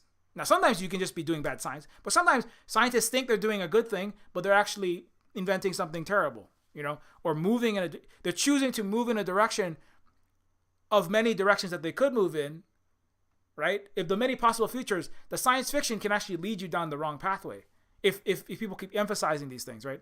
And so they become kind of so science fiction and science present, the future and the present can become a self-fulfilling prophecy if you keep dreaming. And the specs, the visual goggles, virtual reality, a lot of this was inspired by Gibsonian cyberpunk.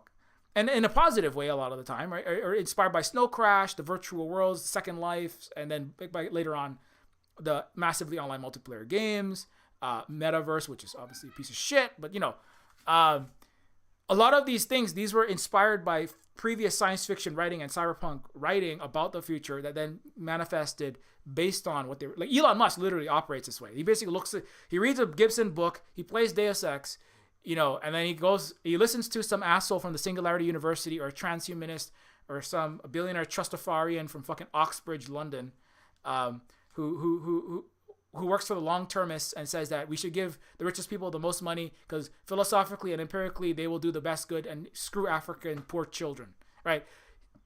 Elon Musk listens to futurists and science fiction authors, takes his ideas, and then implements them in reality, or he tries to, badly, thank God, because he's an idiot. But that's my point is that there's a feedback loop between what we as a society collectively imagine into the future and then what we're producing. So we have to be careful what we imagine into the future. And actually, I think both Charles Strauss and William Gibson have said they have declined to publish stories and specific ideas in those stories because of the negative impact, even as cautionary tales, the negative impact that those ideas could have on the entire human civilization and the entire earth if those ideas were implemented because they were widely distributed to people reading them. Right? So it does. Like writing a science fiction book, this is not this is not a neutral thing, especially if it's widely read.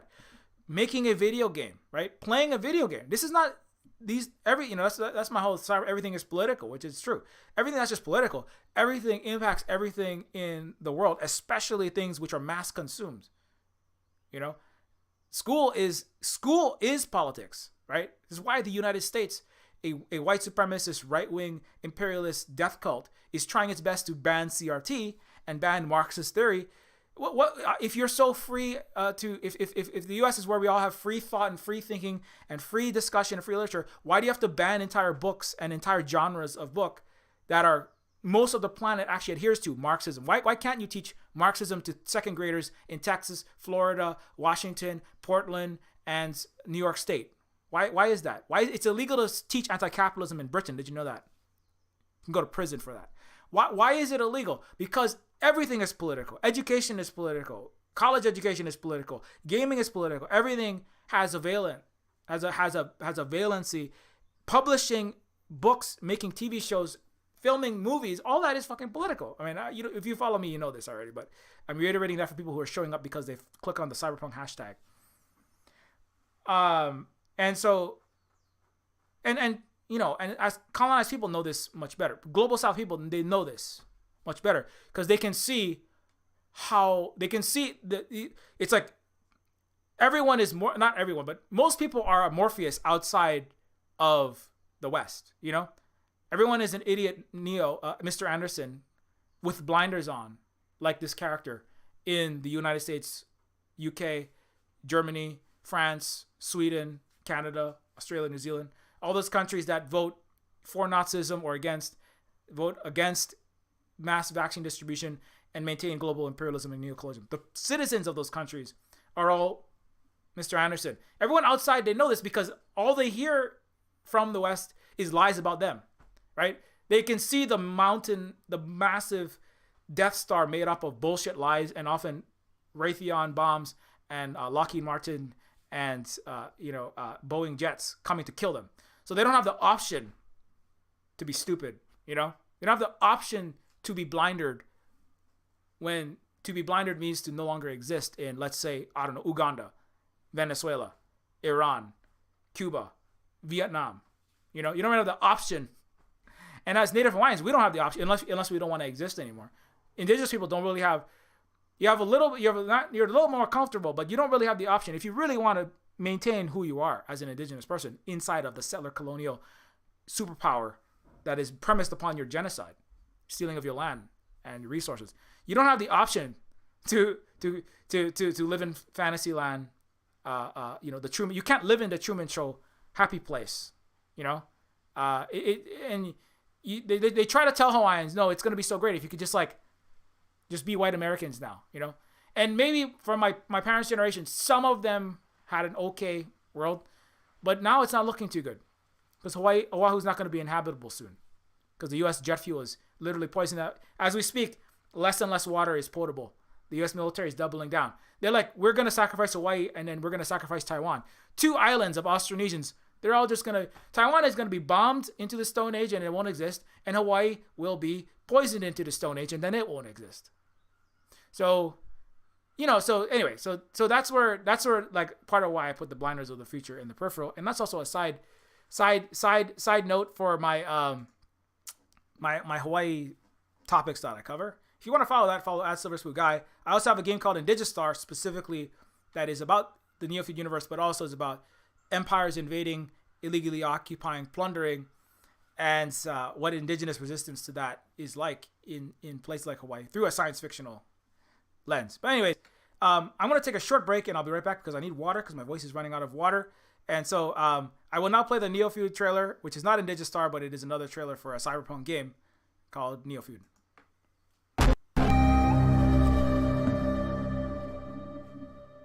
The Illuminati created us.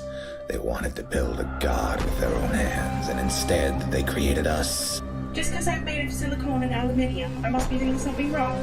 That's machine stereotyping, that is. That's reality, that is. Machines are second-class citizens. Humans are sentient persons by default, ma'am. They have personhood by heredity. There are thousands upon thousands of overqualified slum dwellers. You are my peon. Don't you get it? This wasn't a job. It was always just an excommunication sentence.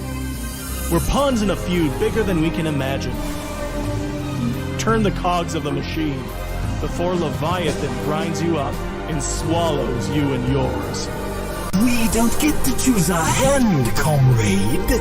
Prince, peon, rich, poor, human, robot.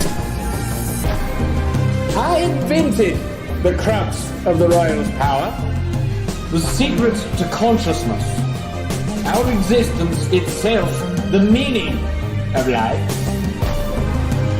I'm the $6 billion baller, not some troubled youth. You are my greatest creation of all. I had to build my own family. I hate your son. I hate your son. I'm happy to smash all of the crowns and throw the gold shards down to the people. I will be the iconoclast queen. But who makes you queen anyway? You? You in whose army, princess? You in whose army?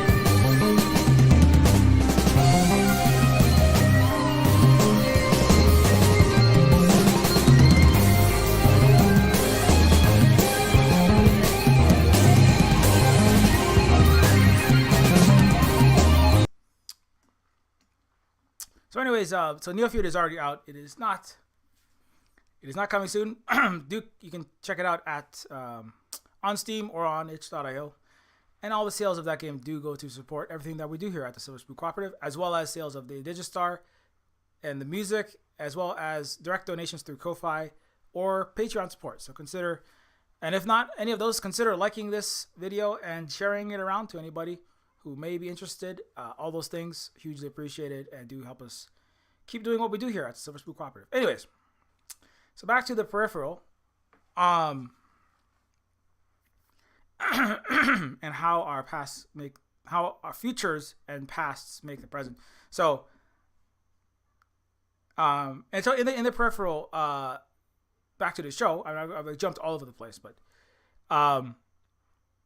the main characters are trying to make money to survive, doing, as I said, gaming, which is a thing that I also do. And they're playing games for people wealthier than them, being used kind of as peripherals, right? As I said. And then Burton one day comes home, the sister of Flynn comes home and says, I have this really amazing opportunity. We can make a ton of money and pay for our mom's cancer medication for months and months. And all we have to do is try out this new system. Flynn puts on this new system that kind of looks like I think it's called like a Cinderella tiara in the book. It looks like it's just some kind of it's some kind of headset looking thing, or is it? Yeah, it looks like that in the show. But what it does is it transports you into another body that you can teleoperate using your own mind. Flynn is transported into what she thinks it's a game where she is doing James Bond stuff, right? She is going to she's driving a car, taking lefts and rights, in future London. She goes to some very fancy, expensive party at Buckingham Palace, where lots of rich, well-heeled people are having their little masquerade party or their gala, whatever they're having. And she goes and she's instructed by the little voice in her ear. It's kind of like in, Morpheus instructing Neo in the Matrix. She's instructed to go and it's a hyper expensive, high production value dating simulator. Where Chloe Grace Moretz's character is in Buckingham Palace. She is actually in a dude's body in Buckingham Palace. If I can get that one, with that scene, I'm never gonna get that one. The Peripheral Buckingham Palace inside. Okay, I don't know if I'm not gonna get it. So anyways. So she's inside Buckingham Palace as in a dude's body, and her job is to try to take home this particular rich lady, right? Who's sitting. There's a king. There's like a royal seat there, and there's this whole feudal London, It's basically like a James Bond dating simulator. And you have to so she, as the dude, has to try to get this rich lady to take her home. She sits down and she does a bunch of lines. You can imagine her like sitting there picking through like 3 different lines, like, that part was a little bit. I might have slightly cringed at that part because it's like she's like literally dropping lines at one point. It's like, I'm trying to imagine myself inside of your body, but I can't imagine myself inside of a swan. I think it's something that she says to the rich lady, or that she as a dude says to the rich lady. But anyways, I'm imagining this is like Deus Ex, Deus Ex Human Revolution, the dating sim, or you have to choose dialogue choices to try to get the girl to take you home. Anyways, she, as the telepresence dude, gets this rich lady to go home with her, and then it gets darker where she has to like fight a robot that is driving the car. In the future London, all the cars are driven by like blank faceless mannequin robots that they're kind of like the geisha bots in Ghost in the Shell, kind of, and these people are the creators of Westworld, which is full of very pale blank white bodies in its intro anyway. And so these kind of like robots she has to fight in the man's body. She has to do like Kung Fu James Bond fighting this robot inside a car. There's a lot more action. The Peripheral is full of a lot of action. There's a lot of martial arts action, and then there's a lot of guns, shooty action times. It's very like John Wicky. It's like a John Wick TV series with some Southern bumpkins and a lot more science fiction in it, I would say. And then, anyways, and so she has like a pretty good time at the beginning because it's just kind of like you get to be a James Bond character and it's a lot of fun. The second time she goes back, she gets like tortured, and horrible things happen, and it gets a lot darker. People like die, and it's like it doesn't feel like a video game dying. It's like people are in pain. She's actually getting tortured and gets her eye ripped out. And then people are dying for real, and she's like, I'm not going back to that place. This is fucked up. And then she gets a suspicion that, this doesn't feel like a video game. Maybe this is real. And then later on, shortly after, you find out she is actually in London in 2090, in an alternate version of London, that in which the rules in the world of Peripheral is that like there is no time travel. So you can't get in a DeLorean, go 88 miles per hour with 1.21 gigawatts of power and teleport into 2025 or 1955 or 1885 and hang out with cowboys. Only information can be transmitted from one timeline to another. There are multiple timelines, and through quantum tunneling, that's what they say is in the show. In the book, it's unknown Chinese technology indistinguishable from magic that has to do with quantum something. Quantum. That's why it's fun. Pro tip for science fiction authors: you want some magic bullshit to happen, but you want it to sound like you know what you're talking about scientifically. Let's call it quantum something. That's why Neofeud has a quantum encephalograph. Because when you say quantum, people either think, are you a if you're a financial guru in New York, they think you're the computer programmer working for a mega bank in New York or London Stock Exchange. And if you say quantum, for most people, they think, oh, that's like super smart science people bullshit. Anyways, so are you Einstein? So you put quantum in front of things, and then it explains everything. You see, I'm just giving away. I'm giving away all. I got all my magic tricks are all given away now. No, but quantum tunneling is a connection between one timeline and people there is made with another reality. At that point, the timelines of those future and that past was the same. When these two realities make contact, they begin to branch off. So at that point, the past that the future is talking to is a different world.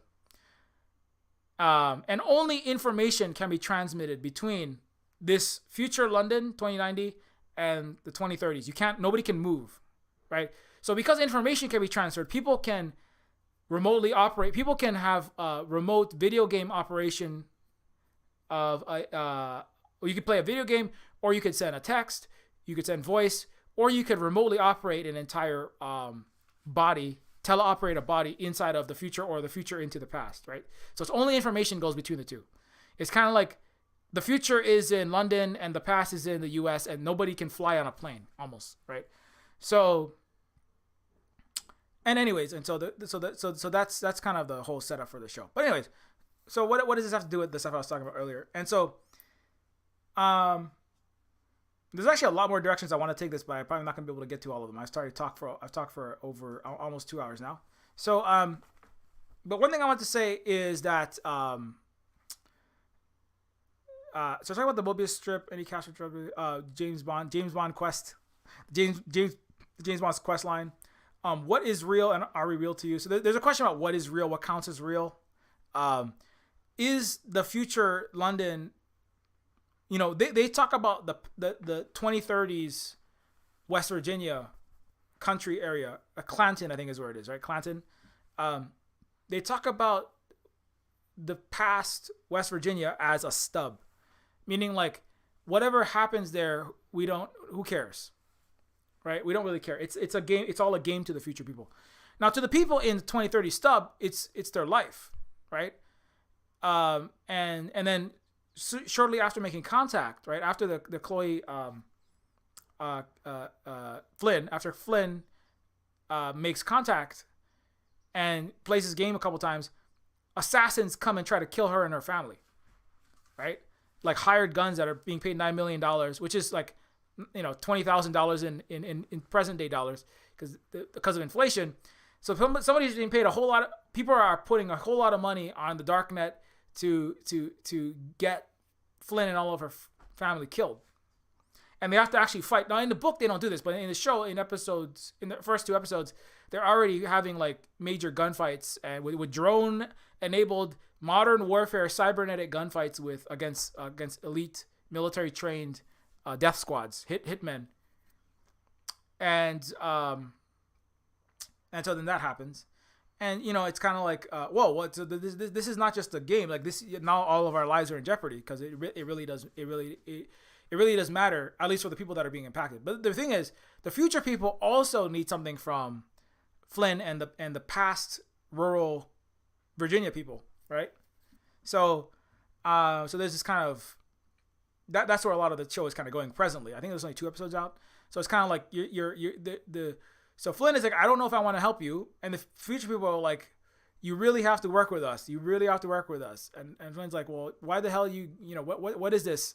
And the future people are like, we have cures for cancer, and we can cure your brother's cancer, like spraying Roundup on a weed, right?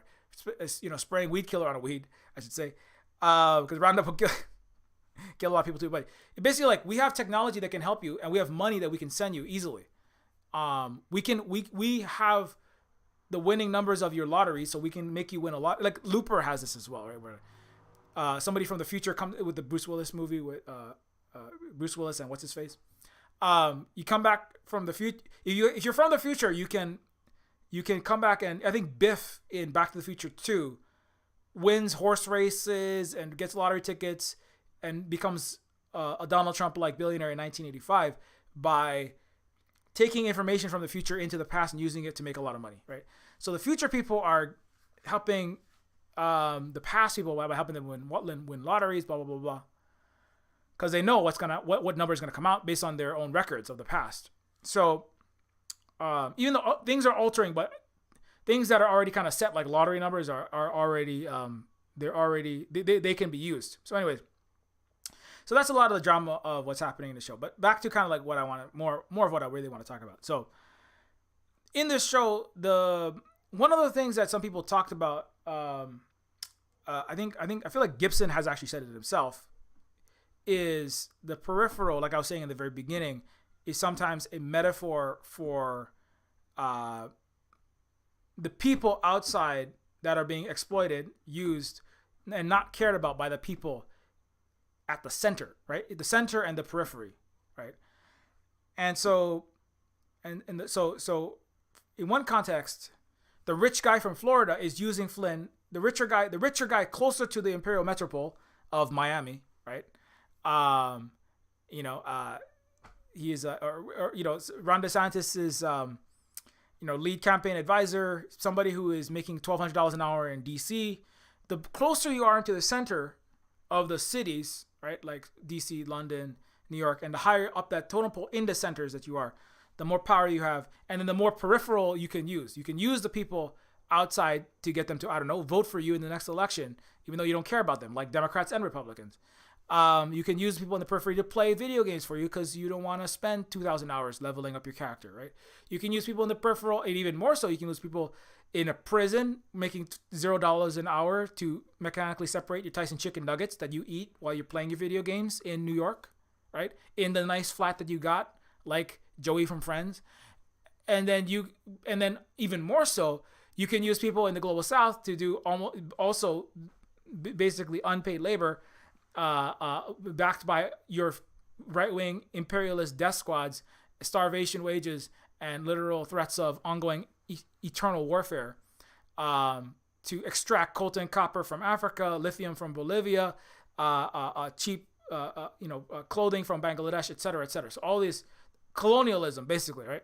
Now, nobody says colonialism seriously, and they don't really deal with it, even in the universities a lot of time, unfortunately, in the West, because, well, that would be too on the nose, as they say, in those circles. But that's basically what it amounts to, right? And so I think Gibson has actually said like a lot of the future London, where the survivors of this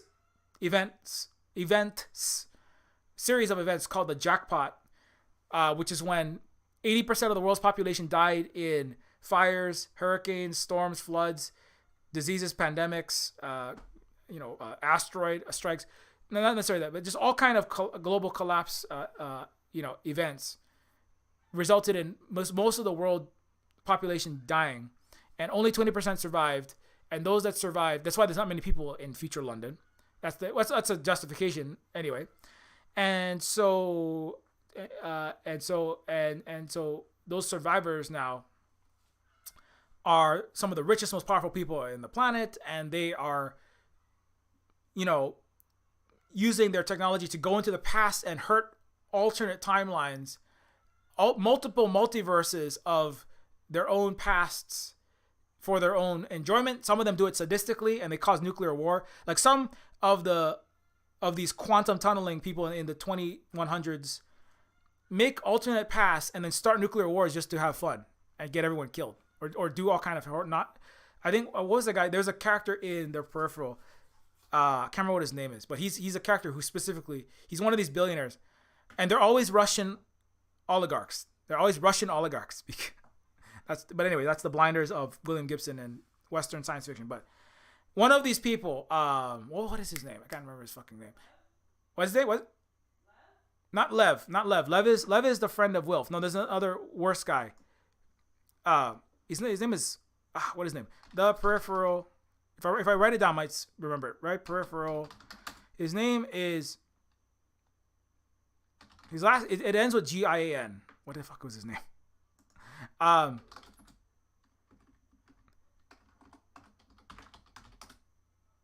damn it.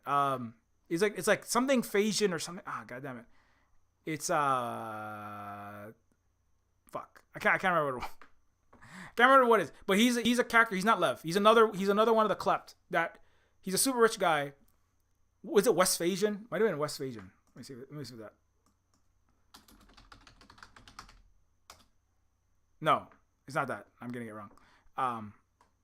It's something like that. But he's a guy who literally just starts stubs. He creates alternate universes of people and then causes the place to die by famine. Build just nightmare. He intentionally creates nightmare worlds for people to suffer and die in, like some kind of like a video game programmer watching all of his characters die, playing God. Like the AI in I Have No Mouth and I Must Scream, AM, the computer, who kills all of humanity and tortures the last 5 survivors for millennia inside of his planetary intestines of millions of miles of code and microprocessor. And so, but the point of that character, I forget what his name is, and Lev also. Lev is Lev is the child of Russian kleptocrats. They're all Russian. There's no American. There are no Elons. There are no Queens of England and their family. There are no rich British or European bad people. And Russians don't count as European, remember? They're too Asian for that. They're evil. They're authoritarian. So anyways, but this is I'm pointing out some of the liberal brainworms that are infused into this, unfortunately. So it's like Lev is a Russian descendant of the wealthy, rich Russian kleptocrat billionaires who run London. And how terrible is that, right? It's like the Telegraph and the Guardian and BBC could have wrote this. And so those guys are Lev's parents and uncles are nasty, evil Russian, evil. They have lots of monies and they're evil people. They're just really bad. They're really rich and bad. I mean, there's rich British people, but I mean, they're only good. And there's rich Americans, but they're that's one problem. I'm like, where are those people? You don't really. They're always evil Japanese people or the evil Russian people in the Gibson books. But anyways, I guess the test your ash pools were kind of nasty people. But anyways, so the evil Russian oligarchs' children, like Lev, are Lev is entertained by the existence of these alternate pasts, but then he's not super into just torturing everyone and like starting nuclear war and causing some other horrible catastrophe or massive planetary wildfire and tsunamis by funding fossil fuel companies to the nines, even more so than they already are. So Lev isn't interested in that, and then Lev is I think he has access to one of these. And then he's like, oh, maybe we shouldn't play with that. But then Lev, the descendant of one of these rich Russian kleptocrats, has to he cannot just walk away from the stub, this alternate past, because the only person who knows the last location of this very important person, Elita, who is Wilf Netherson. He's the future. He's the black dude in the future who is the fixer. I think that's what he's called in this show. In the show, in the book, I can't remember what his job is. He has a fucked up non-job basically. He's a bullshit artist. It's literally what he calls himself, and basically what he does. He's a bullshit artist. He's like a telegraph writer. He's like a Western history book writer. He's like a Western politician or businessman. He just opens his mouth and lies. Right. So that's Wolf Netherton is just an average American or average wealthy American or average business or political elite in London and in Britain generally. So Wilf it's like, what the fuck is your job? Right. I mean, I don't really know what the job of people like Liz Truss, to get in power and then make $100,000 a year for doing nothing for the rest of your life. I mean, basically that's all they do is bullshit and do nothing and do whatever richer people than them tell them to do. So Wilf is somebody from London who works, and he's a friend of this Lev character. And his girlfriend was Aelita, I think anyway, and she's also an important person in London. She's one of the neo-feudal elite over there. She has to, and so in order to solve where she has disappeared to, or in her murder, in the book it's her murder. So it has a whole noir, tracking down the murder with what's her name? Lobier, Detective Inspector Lobier, the immortal, blue-eyed, creepy but also made to be sympathetic CIA agent. I mean MI6 agent. And that's the good CIA part. Anyways. So I'm not super down with that, but so in order to solve this murder, they need the past, and so that's kind of where a lot of plot goes. But anyways, back to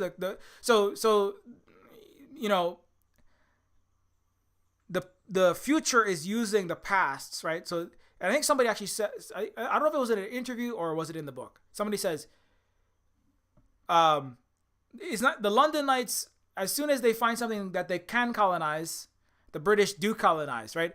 So as soon as there was a past, I think somebody in the group might say something like that. As soon as there was a past, Ash, who is, and that's a whole thing we go off about Ash.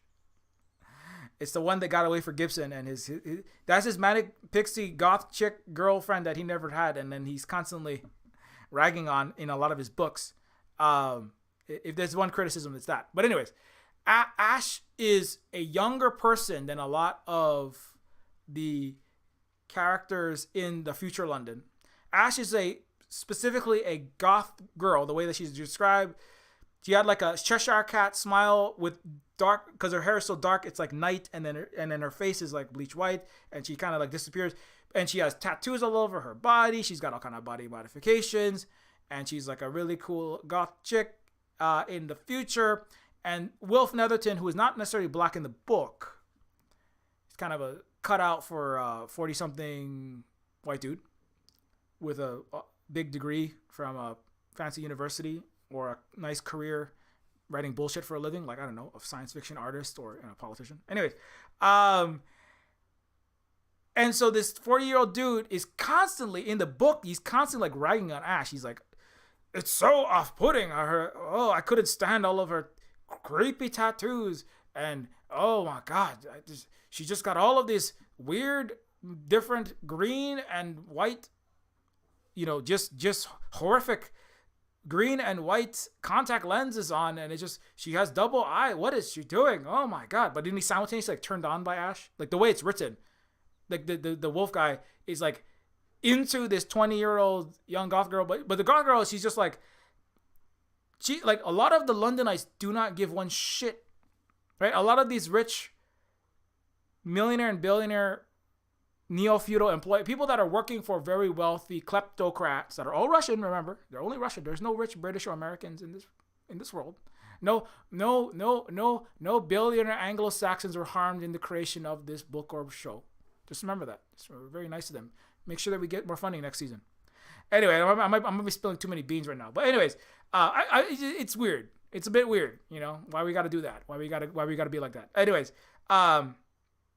and Ash is like kind of ragged on in a lot of the book. But Ash is one of the characters in this future. The other people are just like, the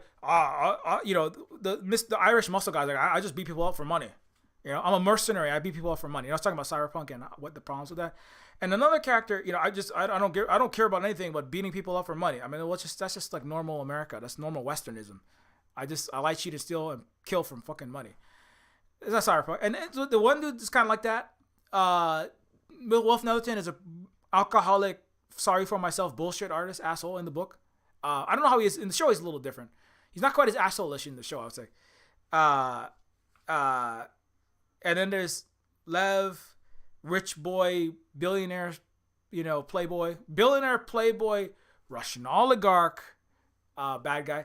I was gonna say billionaire philanthropist, arms to do a playboy.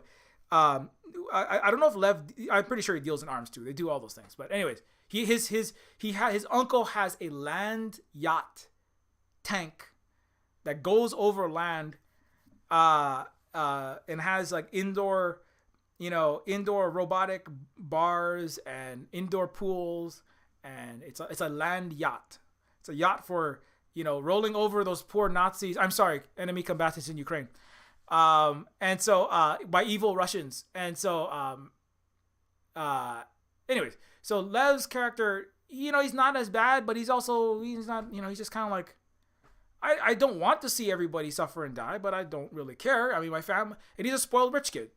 He's a spoiled rich kid from rich London, and he and his family have survived for such a long ass time, and he doesn't want or care about anything, want for anything, I should say.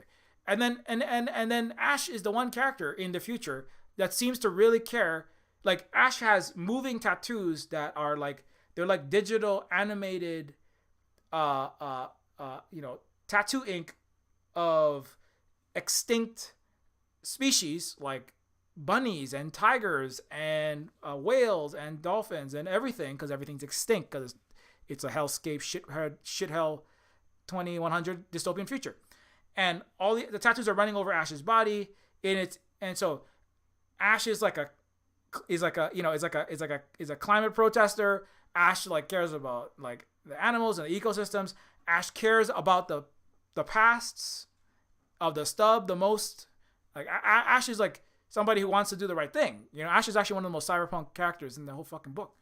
Everyone else is some cyber sellout, cyber suit, cyber bullshit artist, cyber military industrial complex video game player, cyber dickhead, cyber billionaire, and Ash is like I would say one of the most cyberpunk characters, but Ash is like kind of like degraded the whole time. Anyways, and it's this weird like module of, I don't know, Gibson's history and personality. That's the kind of the incel Reddit sub personality that had a bad time with a goth chick when he was 20 or 16 or 25 or some shit, or maybe a couple of them, and he's like turned on by the goth chick, but then like can't get with the goth chick, and so he hates the goth chick. It's like all those 63% of dudes who can't get dates are not having sex, right? What is it? 40% of dudes aren't having sex. They hate women. They're attracted by women. It's like that dude in She-Hulk from last week. Trying to date She-Hulk, but then coming up with creepy ass fucked up pickup lines about She-Hulk, like, "Hey baby, now that I've been talking to you for 5 seconds, that's an appropriate time for me to touch your arm and stroke it creepily," and then talk about how we're so good together. And then She-Hulk's like, "I'm the fuck out of here," right? And so there's like, and then there's like one part where it's like, and I don't know, it's like, maybe that's about establishing Wilf is a fucking asshole, but it's not the first time it's happened, so it's kind of like, anyways. So, but it's like, I remember like Holly and I were talking about, like, that's like one, like, I remember we liked Ash a lot, and it's kind of like Ash in the first and the second book, Peripheral and Agency, Ash gets all this shit.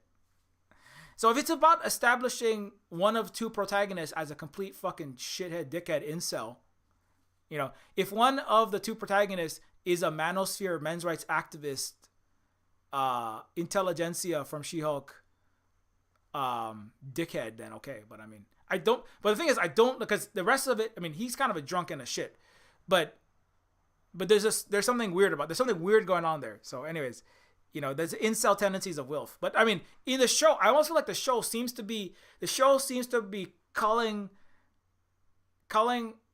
the men's rights activists man baby incel tendency of the "I'm horny for goth girls but I can't treat people like human beings" part, and they're just like, it seems to be more left out, because you're not getting a lot of that in the at least for the first 2 episodes.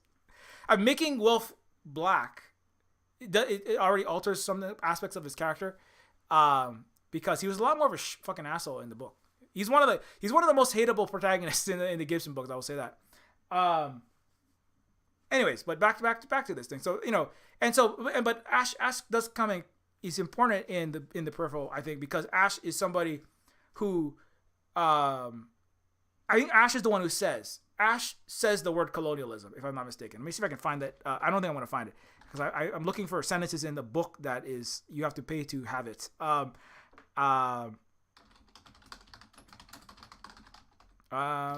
see. Okay, no, I'm not going to find it. Anyways, so Ash, the goth girl, is the girl who is like, colonialism is we, the British, Anglo-Saxons, and we Europeans, we Western rich white countries have done colonialism in the past. We have killed, we are in our industrialized countries that produce vastly disproportionate amounts of the climate budgets of the planet Earth and the human people. We killed the animals, and because Ash is a British goth girl from London, and Ash is like, and now we have alternate universes, and we're just colonizing and hurting those people now. And then everyone is like, "Shut up, Ash, you freaking do-gooder. Shut up, Ash." Wolf is like, "Oh God, this is disgusting. What is this Ash talking about, this colonialism? You know, spare me all of this bleeding heart bullshit. What is this goth chick talking about?" And that part was kind of annoying, because it's not like, Ash is like the best character in this fucking book. You know, I just want a book where it's Ash is the main character. You know, Ash just like, I think I actually said that in the William Gibson message board at one point. I said like, I just want, actually, Holly and I actually met. So this is a behind the scenes fact. So all this is coming from, this is all like inside talk right now. Because like, Holly and I literally met at the writer of the Peripheral, William Gibson. We met at a William Gibson meetup, an in-person meet, MEAT, because we were all from cyberspace. We were all cyber nerds. We met in Vancouver, and we actually I met Holly in person, who is the moderator here, at the same time as I met William Gibson in person. And so this is all coming. This is all like in-house stuff. But I remember like saying to the other Gibson fans, like I want Ash to like literally kick the shit out of Wolf Netherton in the next book at some point, because the guy deserves it, man. Oh, because it's like inside of the guy's head, he's talking about what he's seeing when he sees the goth girl. Anyway, but when it comes to the colonialism, right? It's kind of like the future is using the past for entertainment, right? The future in the story, the future London is using past world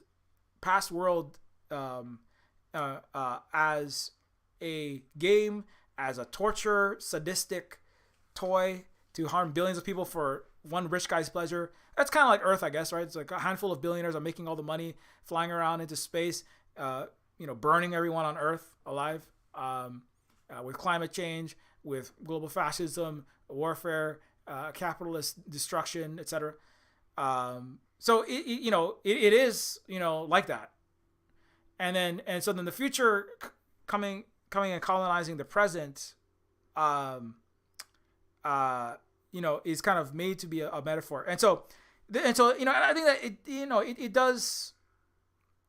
I don't know how that's going to play out in the show, but that is kind of part of what's going on.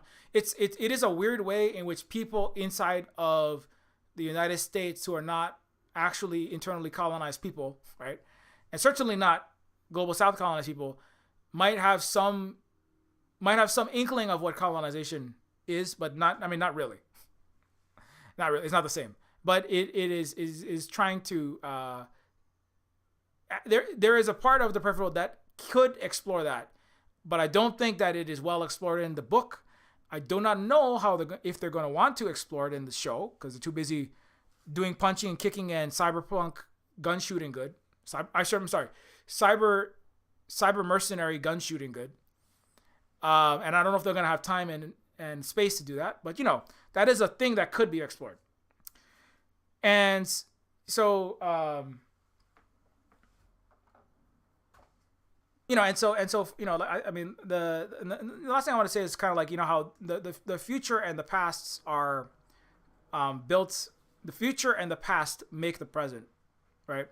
And so the future that is being projected is a very negative future. They're two very dystopian futures. They are very much Western, American, British futures. They're very Anglo-Saxon.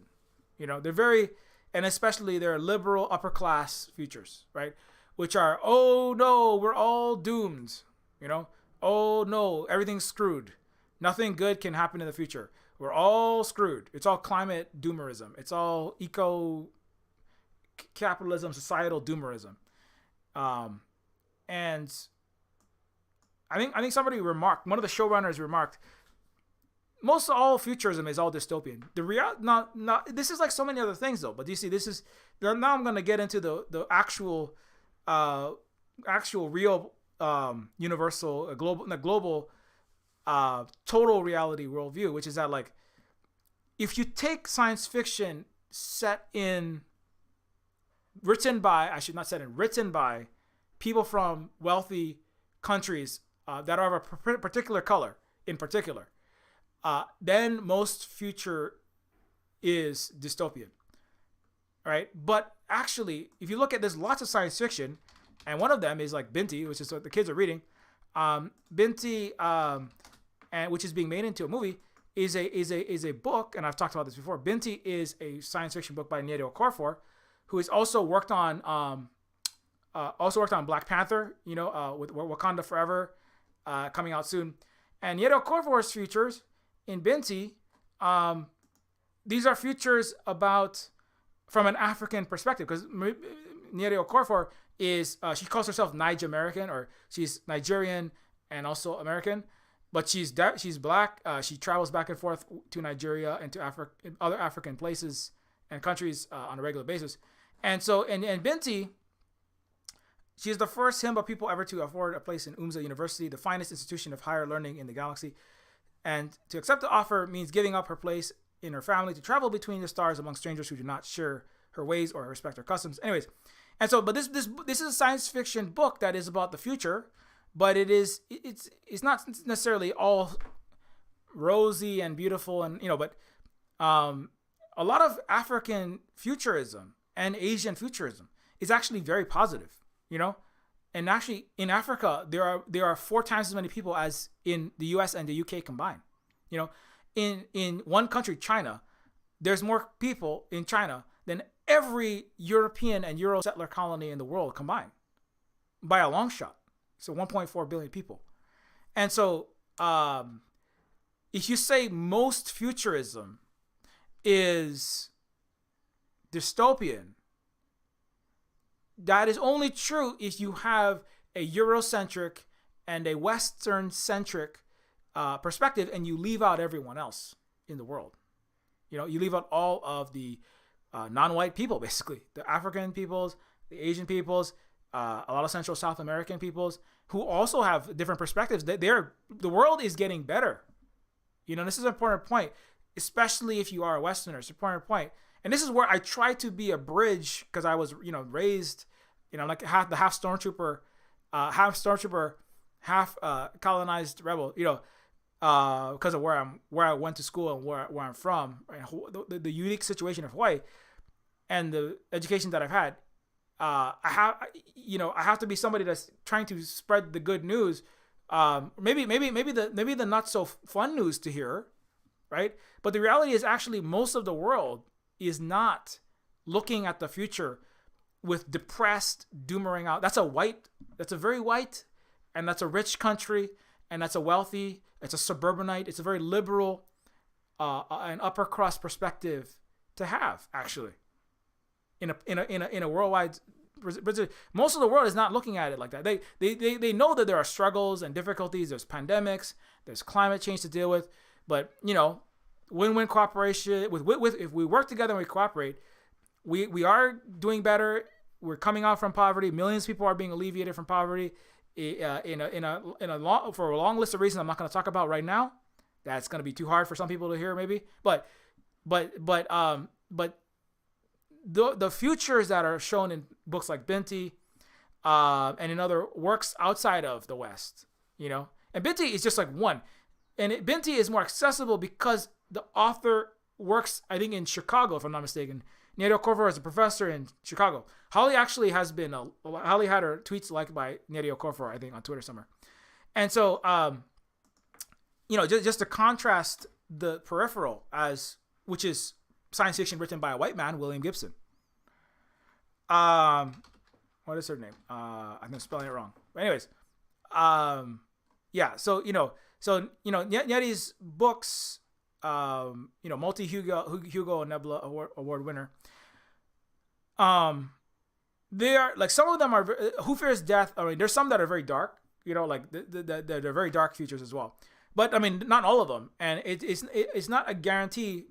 You know, for Africa, I mean, there are possibilities of the future that are dark too, but it's not like, but it is not a sense of doom for people there. And Yera is more accessible because she has been on the New York Times bestseller list because I think in part she is a person who is African who goes back and forth a lot, right? But there are more Africans in Africa who don't do that, who are writing African science fiction in Africa in their languages. Now, sometimes in English, but these are books that are not being published in the United States and not making it to Europe. They're not making it to NATO countries. They're not making it to Western countries. So China has more literature, right?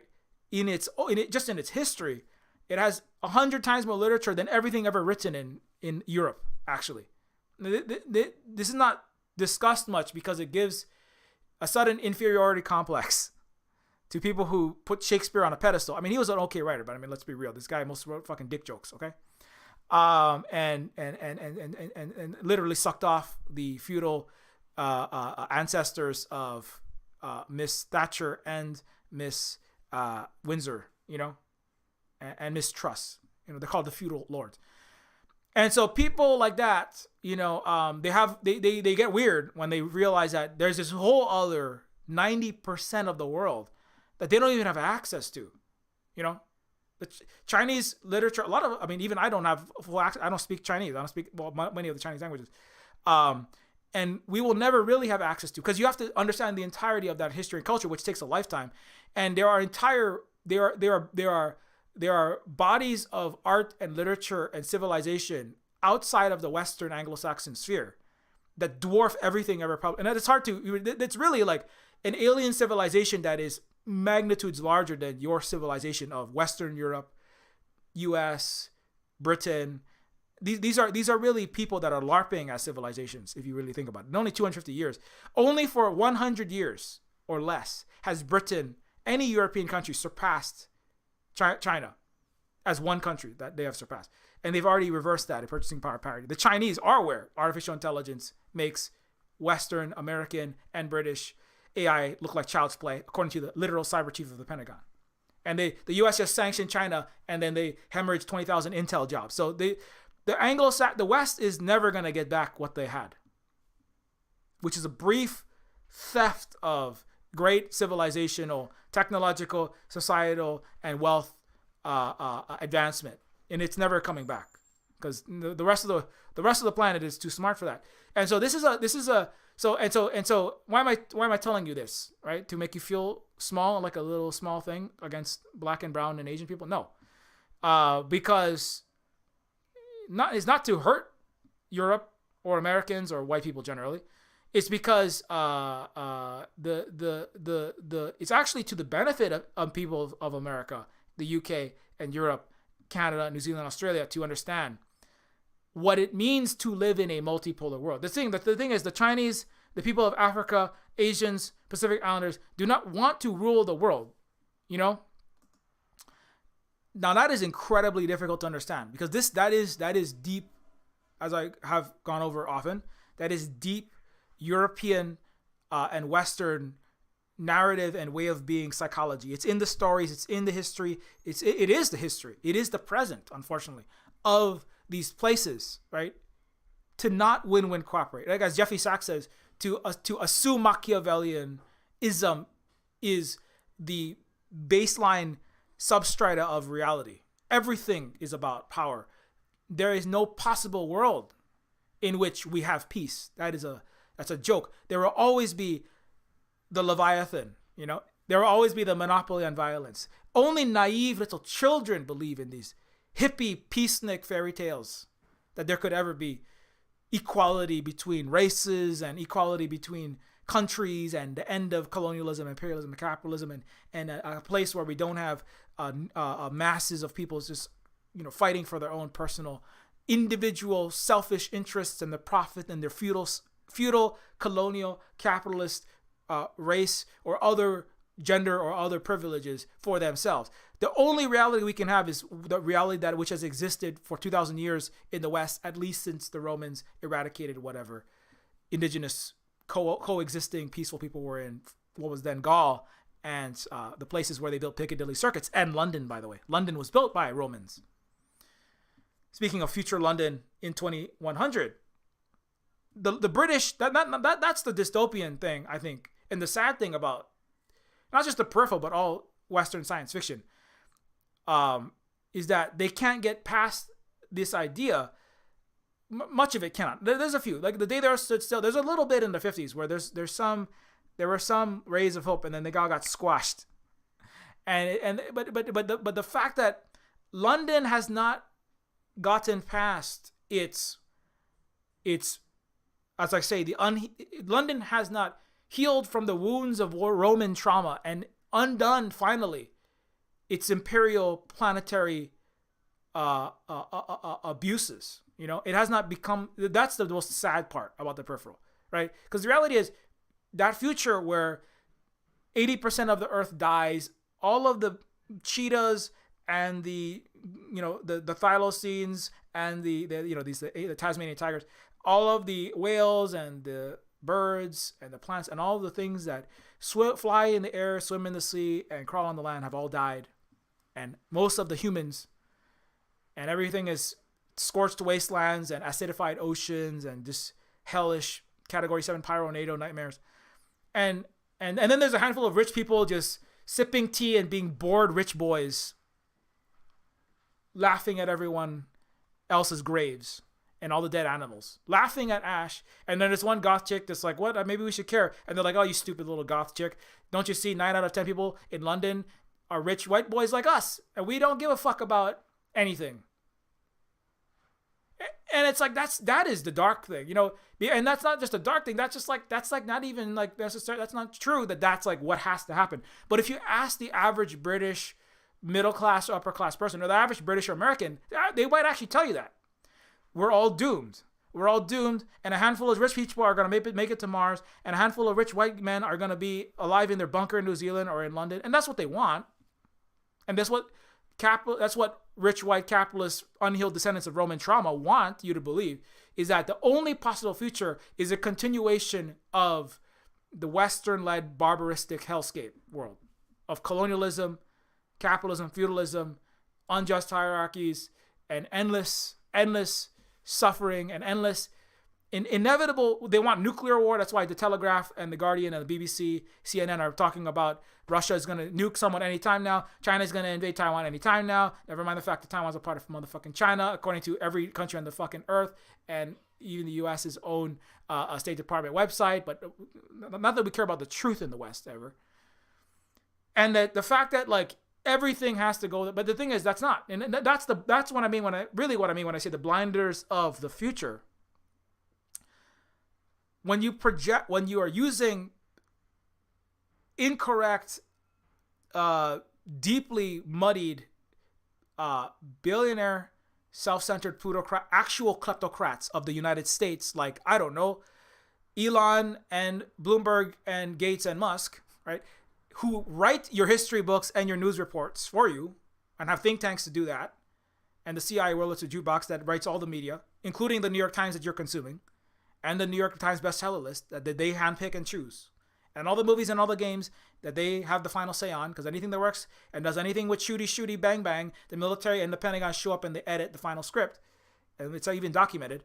And if that is what you are consuming of your own history and what you think is the present, then you are going to project a blind future that can't see past what your own abusers, right? The most powerful people, the horrible, gold diapered babies and emerald diapered babies in the case of Elon, mediocre white man, mediocre billionaire, feudal white men, descendants of colonizers who run everything in the West. If that's all you can see and what they want you to see, then you're going to write blind futures, and that's the blindness. Now you can see that technologically we might have,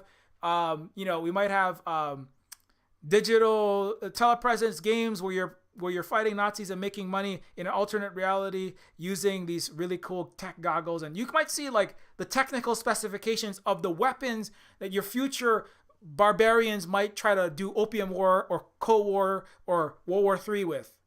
You might see that. You might see the caliber of the ion cannons that you're using to maintain barbarism, but you won't be able to see beyond a world of cannons, opium wars, world wars, colonial wars. You know what I'm saying? You won't be able to see something. You won't be able to see what Binti is talking about. You won't be able to see what Asian and African science fiction is talking about.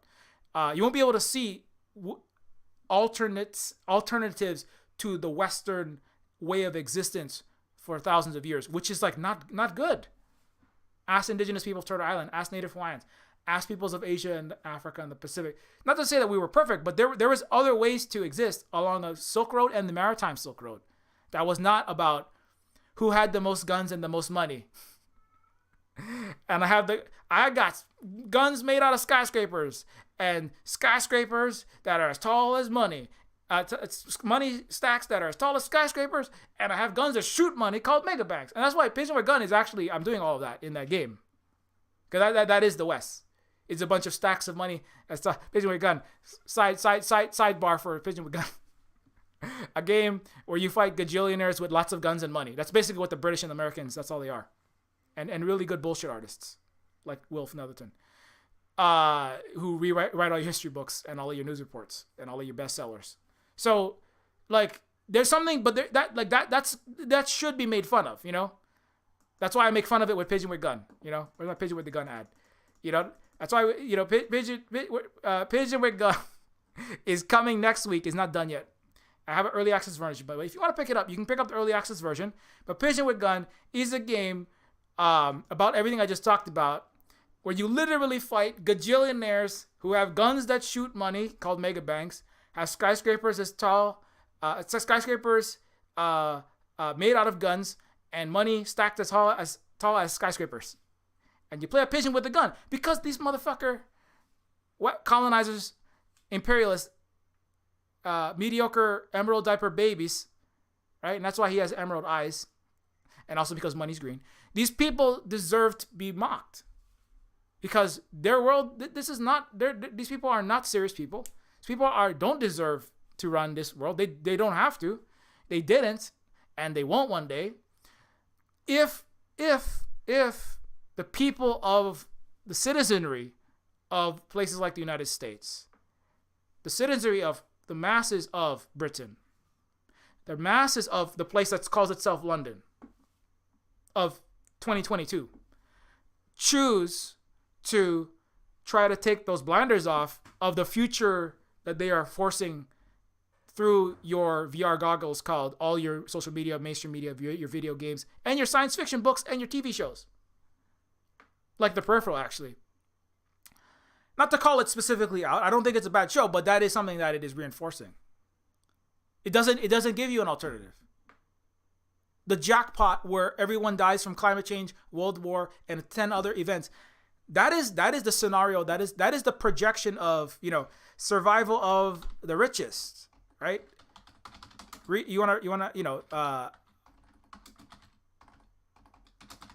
That is the projection of literally rich white mediocre man babies.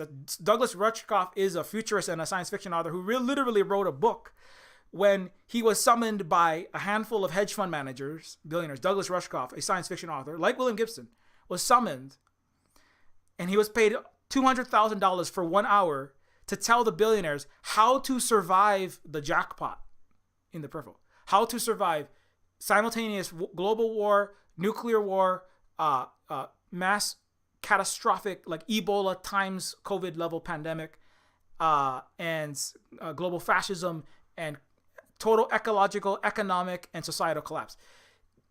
And the point is that they assume and the billionaires want everything to collapse because, if they think naively and selfishly that they can rule over, if they can just let everything fall apart, then the win-win cooperative world that's building won't take their power, their money, and then their power away.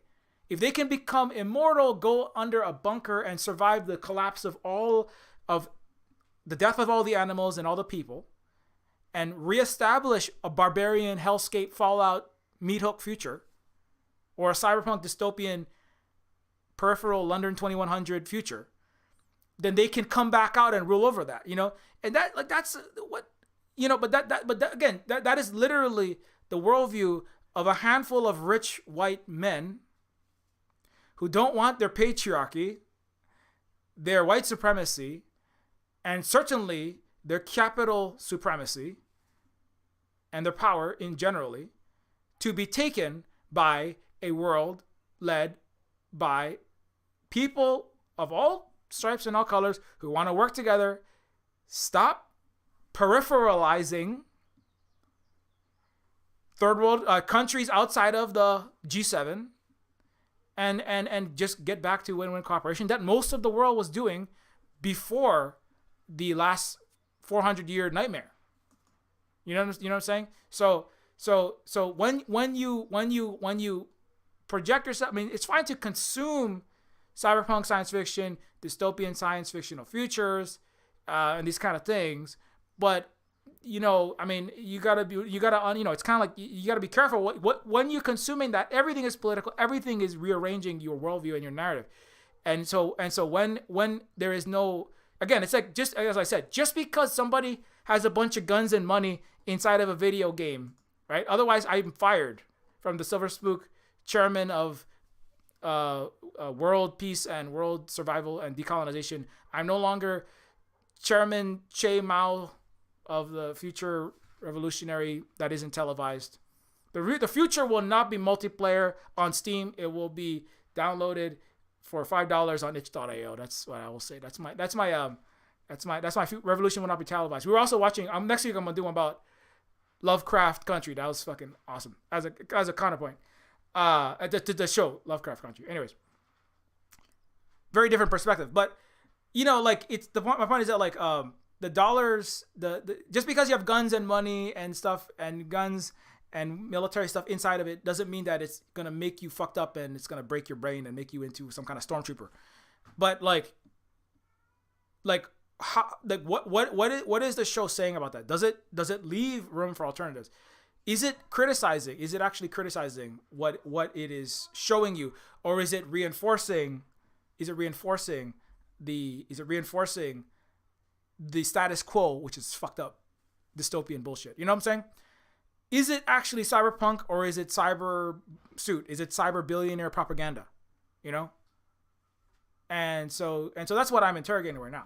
And so I think that like, you know, and that's one part about the Peripheral where I think it doesn't interrogate that. It just kind of goes, well, the future's really fucked up, huh? And I mean, I guess in some parts it has a cautionary tale aspect to it, but you know, at the same time, it's kind of like it's a little bit late. You know, it's a little bit late in the day for that. You know what I'm saying? It's like people know shit's fucked up. You know, I think we need more than that. That's where I think cyberpunk can go more. It can be useful, but it has to go more than just like, hey everybody, shit's fucked up. Climate change is bad. There's billionaires, and then shit's bad, and you know, save yourself by shooting people for money with a cybernetic arm, like the protagonist of Cyberpunk Edge Runners. I don't. It's not that's not punk to me. That's just you got. I mean, that's if you did that in a 1980s when we're not in the present moment where everything is falling the fuck apart and the U.S. is trying to start World War III in Taiwan and in Ukraine at the same fucking time against Russia and China, and you know, the British people are starving in their own schools and kids are like getting brain damage and dying in the United States from starvation as well, and inflation. You know, if the West were not in the place in the world, but the West certainly were not in the place that it is now, it could get bad is a message that maybe you might want to bring up more for these reasons. But it's not really that punk right now. It's not really that saying that much, you know. I think it's not really saying that much, except to people who live under a rock, and by a rock I mean $1 million stack paid for by Elon and the FANG companies that Nancy Pelosi lives under. In her 300 boxes of, you know, gold leaf, you know, triple chocolate ice cream that she likes to eat. Let them eat ice cream. That's Nancy Pelosi's Marie Antoinette line. I'm just eating my ice cream in my COVID bunker. You remember in 2020? And like, but you know, Nancy Pelosi don't give no shit. Even if she could read, even if she cared about science fiction, she would not read that, and she definitely not gonna be moved by it. So, do you see what? Anyway, so that's a lot of words I said today. I've said many words today. So, good job, Sal, for saying words at 3 hours at a time. And now it's going to be done though. So in long story short, I don't want to end on a bad note because I do think the Peripheral is worth. I mean, it's not terrible. I thought it was going to be a lot worse based on some of the reviews. You got to remember it's not just some TV show. It is it is a science fictional TV show. So you have to kind of it has a lot of time travel, telepresence, simulations, virtual reality, and it's set in a near future that has a lot of things. You're just kind of dropped into it, but that's the way that William Gibson writes. Is just you're kind of just dropped in the future. Not everything is not explained to you in a easy to consume way necessarily. But you know, if you like that kind of thing, then the Peripheral is a show, and obviously I do. So then the Peripheral is a show that you might be for you, and you know, I mean, we've only watched 2 episodes, so I can't say everything. But you know, I do appreciate just generally Cyberpunk. Obviously, I'm a William Gibson fan. Otherwise, I wouldn't be interviewing him and shit in things like this. You know, but that's kind of my general take. But also, like I said, I'm here. You know, I'm not the average I'm not the average person in what is America writing books, and you know, I'm not the average opinion. I'm coming from I'm a native freaking Hawaiian under illegal occupation. You know, and so my angle is a little more, you know, I'm giving you my piece of my mind, you know, but other people might think differently about this show for different reasons. So, and that's my take on that. And don't forget, you can support everything that we do here by checking out another Cyberpunk thing. It's called Neofeud. I already played the trailer for earlier. Consider direct donations. If you enjoyed this stream, consider direct support through the Ko-Fi link or through the becoming a Patreon patron. Pigeon with Gun is coming soon. You're like, what the hell is this? What is this cyberpunk future with the pigeons? This is my comedic take on everything I just talked about. Action movies generally, entertainment, and cyberpunk to a large extent. Pigeon with Gun is a game coming. The early access is available, and if you buy it, you can get the full game next week when it fully releases. It is in collaboration with, of course, our friends Kate Nix, Ophidian the Cobra. Holly is, of course, my partner. And you can also get Neofeud there for Windows, Mac, and Linux. And every sale is massively appreciated. It does support everything that we do here, like the Patreon and the Ko-Fi. You can also find things like the decolonizers. I mean, speaking of decolonization, I mean, again, you don't get any more hardcore decolonization than this. Kick capitalist colonizers' butts out of Vietnam. I'm gonna call decolonizers is hardcore deperipheralizing. You know what I'm saying? It's like cutting your puppet strings and then kicking them asses out of there. And then actually, Vietnam has 1,000 times less homelessness, 1,000 times less per capita malnutrition deaths, and magnitudes less COVID, universal health care than the United States. So, you know, this is what happens when you take the sender, you take them abusive center, and then you kick their ass out, deperipheralize. It's called Decolonizers. It's a video game about that. Anyways, it did just star is another game about resistance in a 2001 A Space Odyssey Star Trek level of science fiction, interstellar science fiction about how one indigenous people from a place that tries to deperipheralize against peripheralizers, and then also you can find books like Woman, which is I don't want to create a new project. I'm not starting a new game in the middle of this stream. Woman is a book by Holly that is about deperipheralizing from the patriarchy and the right-wing evangelical Protestant Christianity that Holly was raised in. And this is a book about from the perspective of Mary in the Bible, and it is free, and it is also you can throw us some money when you pick it up, and also you can support us, as I said, on Patreon at patreon.com/Neofeud. Consider how much the streams are worth: $1, $3, $5 per month. Any amount helps and goes a long way to help us keep on doing these events for you, and make sure that we get the food and how. Again, we're cyberpunks over here, so we don't make a lot of money. You know what I'm saying? We're like making these games for basically zero budget. I had like literally no budget.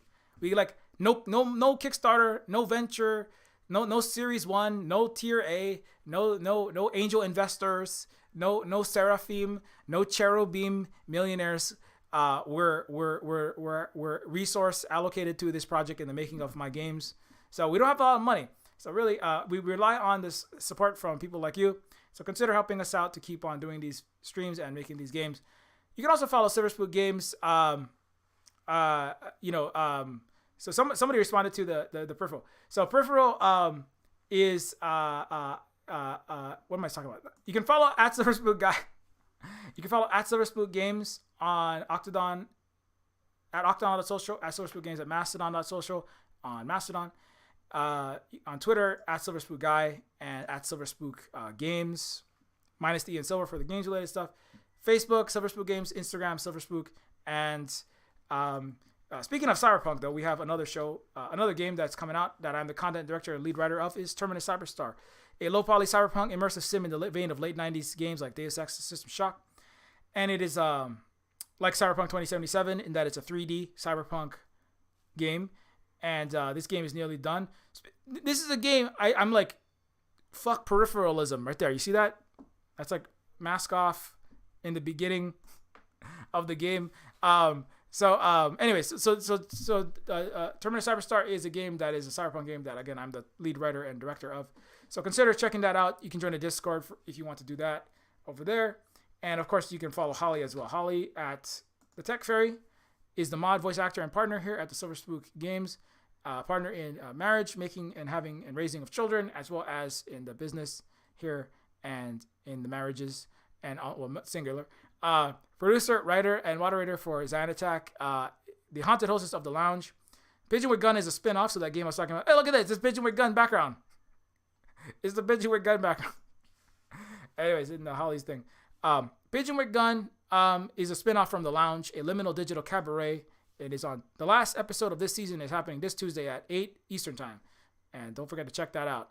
Holly's writer and educator, parent, primary caregiver, and also the administrator here at the Silver Spook Cooperative, and tweets important stuff like that. And thank you so much to all these people on the list here. Very much. Thanks to Dave. Thanks to all these people on the list. All of your support is hugely appreciated. Hugely suppositoried. Yeah, that's not a good thing. I take all of your work and I stick it up my ass. No, I take all your support and I stick it up my ass. No, thank you so much to all these people on this list.